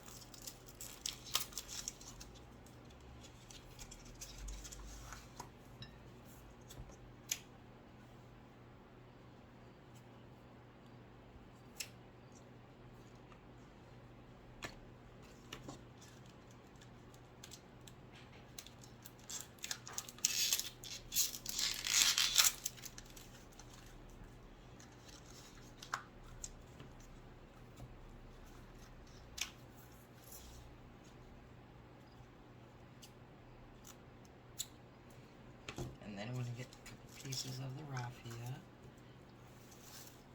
I'm going to do 4 pieces of this.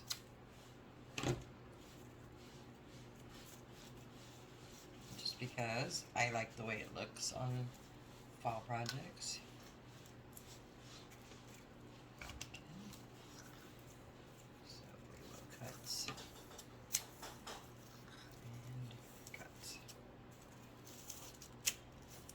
Alright, and now I do my messy bows. Everybody has their way of doing them. And you do it whatever way works for you. But I take a piece of twine.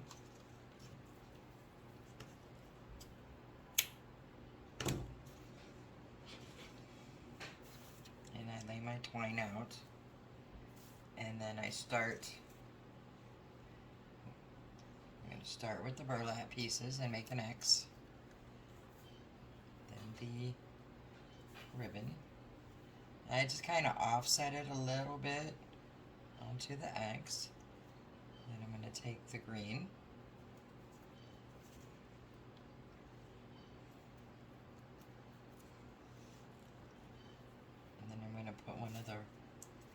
Actually, I'm going to take the green off and put our raffia pieces down.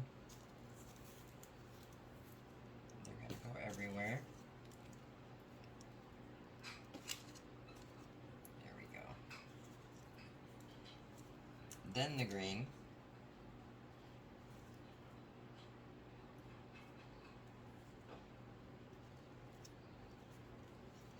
And then the orange. It's like a burlappy looking orange. And the raffia again. You can do these however you want to. These are just how I do them.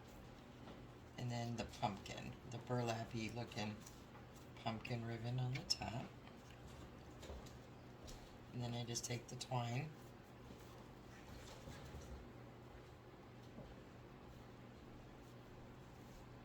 Make sure it's centered. Tie it up very tight.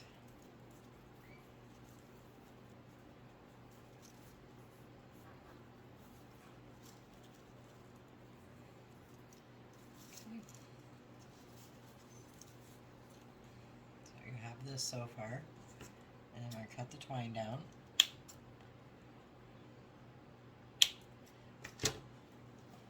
And sometimes if your ribbon does what mine's doing here, kind of folding over, if you just take it and put a couple snips on each side, nobody's going to see it.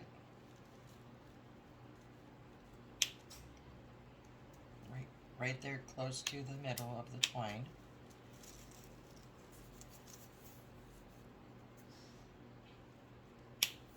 You can see how it opens it up more. That one's fine. This one might need a little trim right here, or a little snip to open him up. There we go. And then I just kind of play with them and get them to where they look pretty.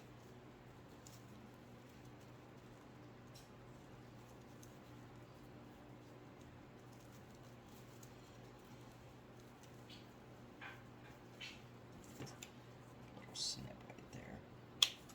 There we go. And I just fluff them out like so. And then I'm going to take a piece of the pumpkin and I'm just going to hot glue on the back one end. And hold it down for a sec. Wrap it around the middle of the bow.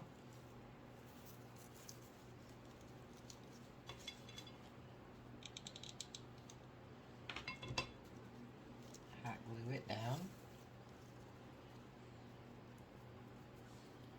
And then just trim it off, the excess.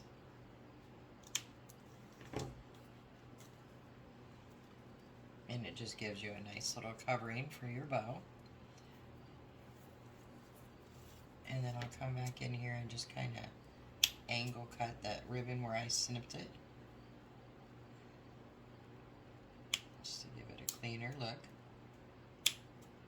There. Okay. And then once we get it on, you can fluff it and trim it.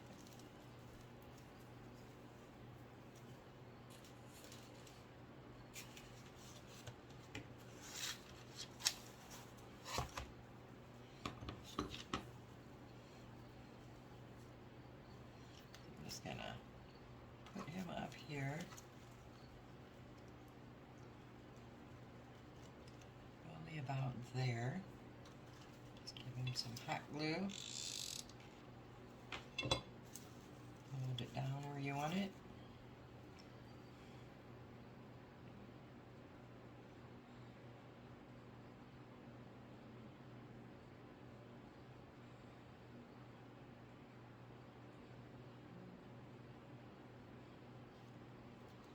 And then you can trim up your edges or whatever you want to do with it.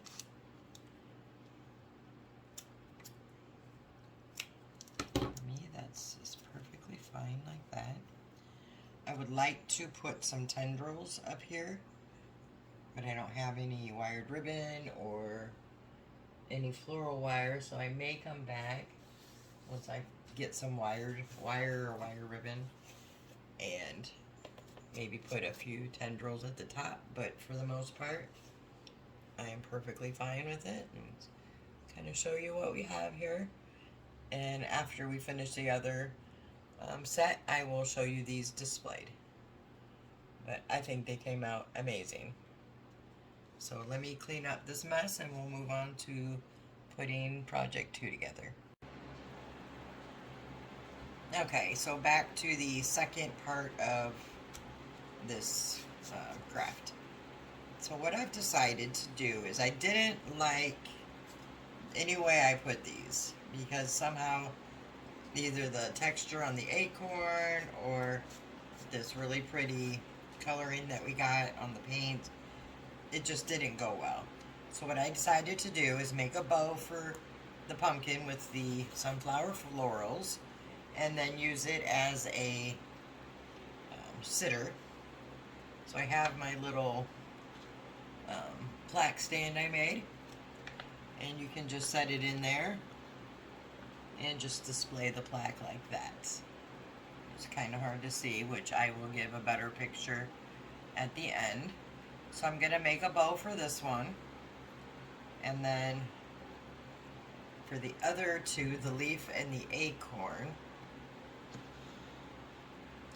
I'm going to put them, I'm going to glue them together, kind of like this, so you still see the bottom of the acorn, so you know what it is,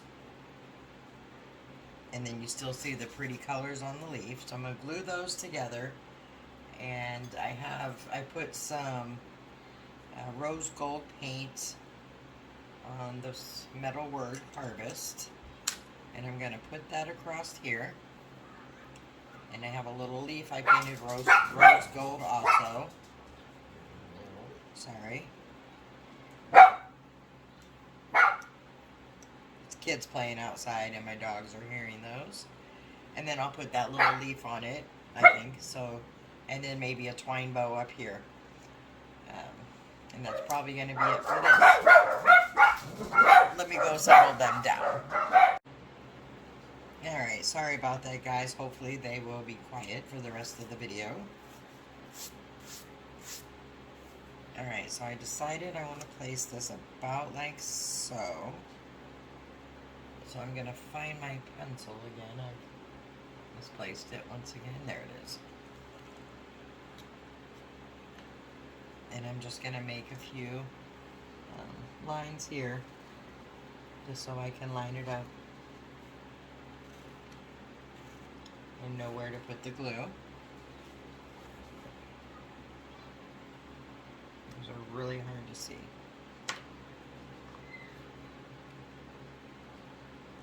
I'll try that again.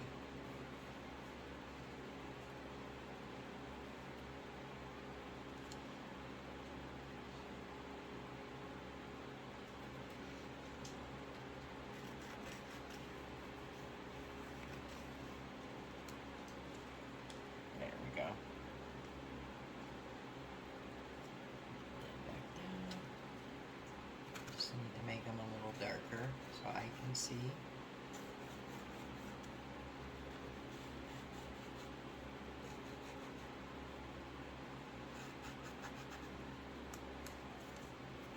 Alright, that's better. So I'm going to get the wood glue.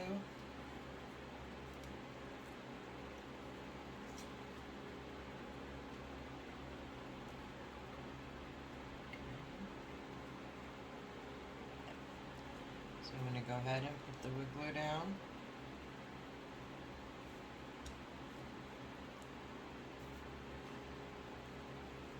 And then a few dabs of the hot glue just to get that instant hold. There we go. And you have to line it up. Which is like this.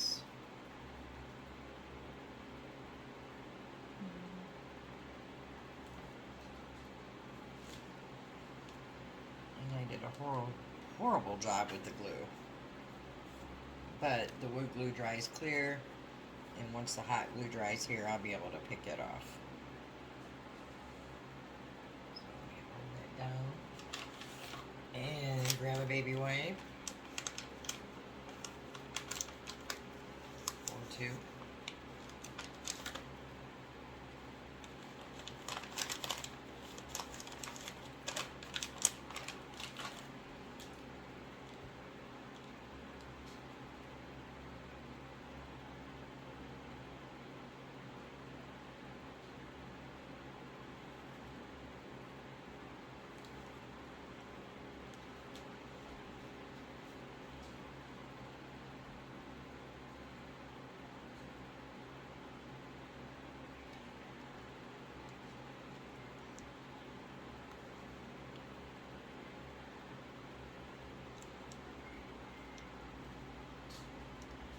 Trying to clean up some of the glue. Like I said, it dries clear, so. And then I'm going to pick those hot glue globs down off before they get too hard. Get my little Cricut picker here.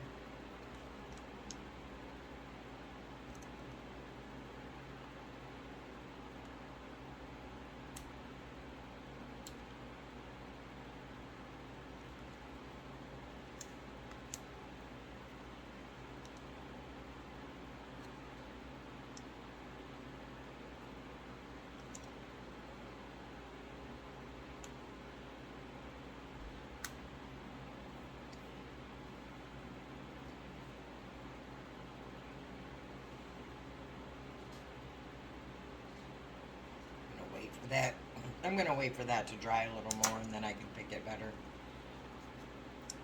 But I'm going to go ahead and put on the word harvest. I'm going to start at one side, and I'm just using hot glue this time.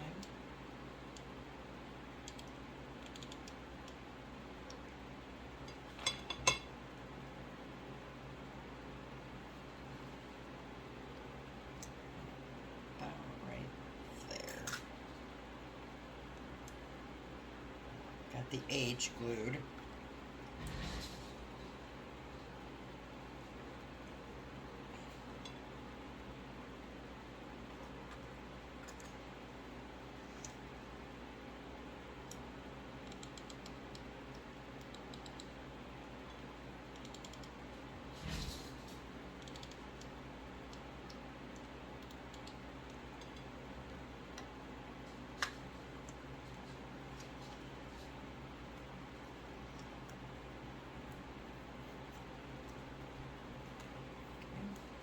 Put a little bit here on this R. Ooh, hot. Be careful with that. Metal is hot over hot glue, which I'm sure most of you know that.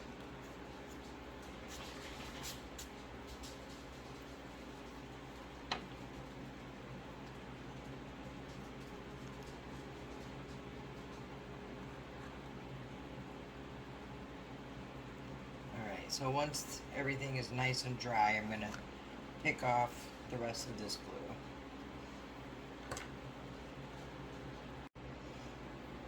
glue. Okay, so I'm going to put the little maple leaf. I am going to use just hot glue on this, I think.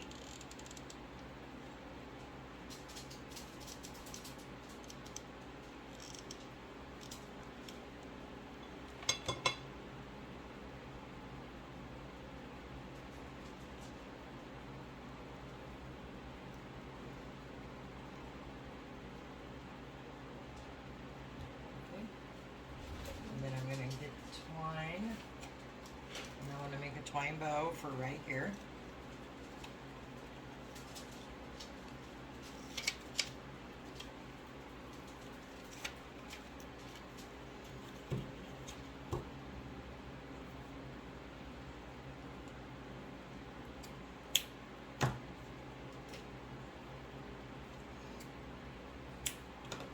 And I just wrap these around my fingers.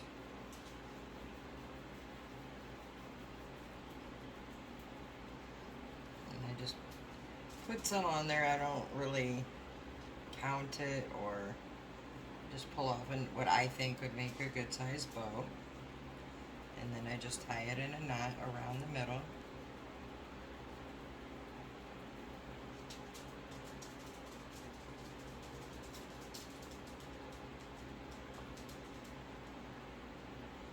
And then I just fluff it out as however I want it to be fluffed.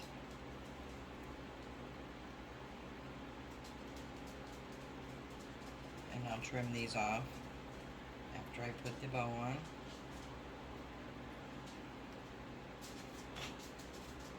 And just put a little glue on the back. Glue it down right where I want it.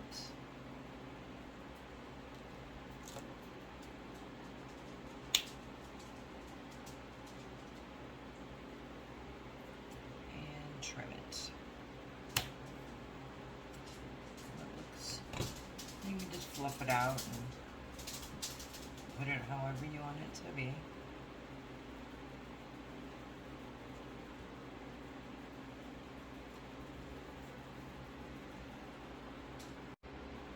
Alright, I'm not sure I'm a fan of the bow. Maybe. Let me see. It's okay. Okay, so it is. I think it's pretty. It really shows the texture of the acorn and this really pretty colors we got on the wood leaf. And I will just put a hanger on the back of this one and just make it a wall hanging. Alright guys, I will post pictures of all three of these now displayed at the end of the video. I hope you enjoyed it. I hope you try something like this. These techniques were really fun to do, and I think it gives it a really nice look. And the camera just doesn't do them justice. They're just gorgeous. Anyway, if you like this type of content or you like this video, please give it a like. And if you're a returning subscriber, welcome back. And if you're new to my channel, I hope you would consider subscribing. It really helps my channel grow. And until the next video, I hope you guys have a great day, and I'll see you next time.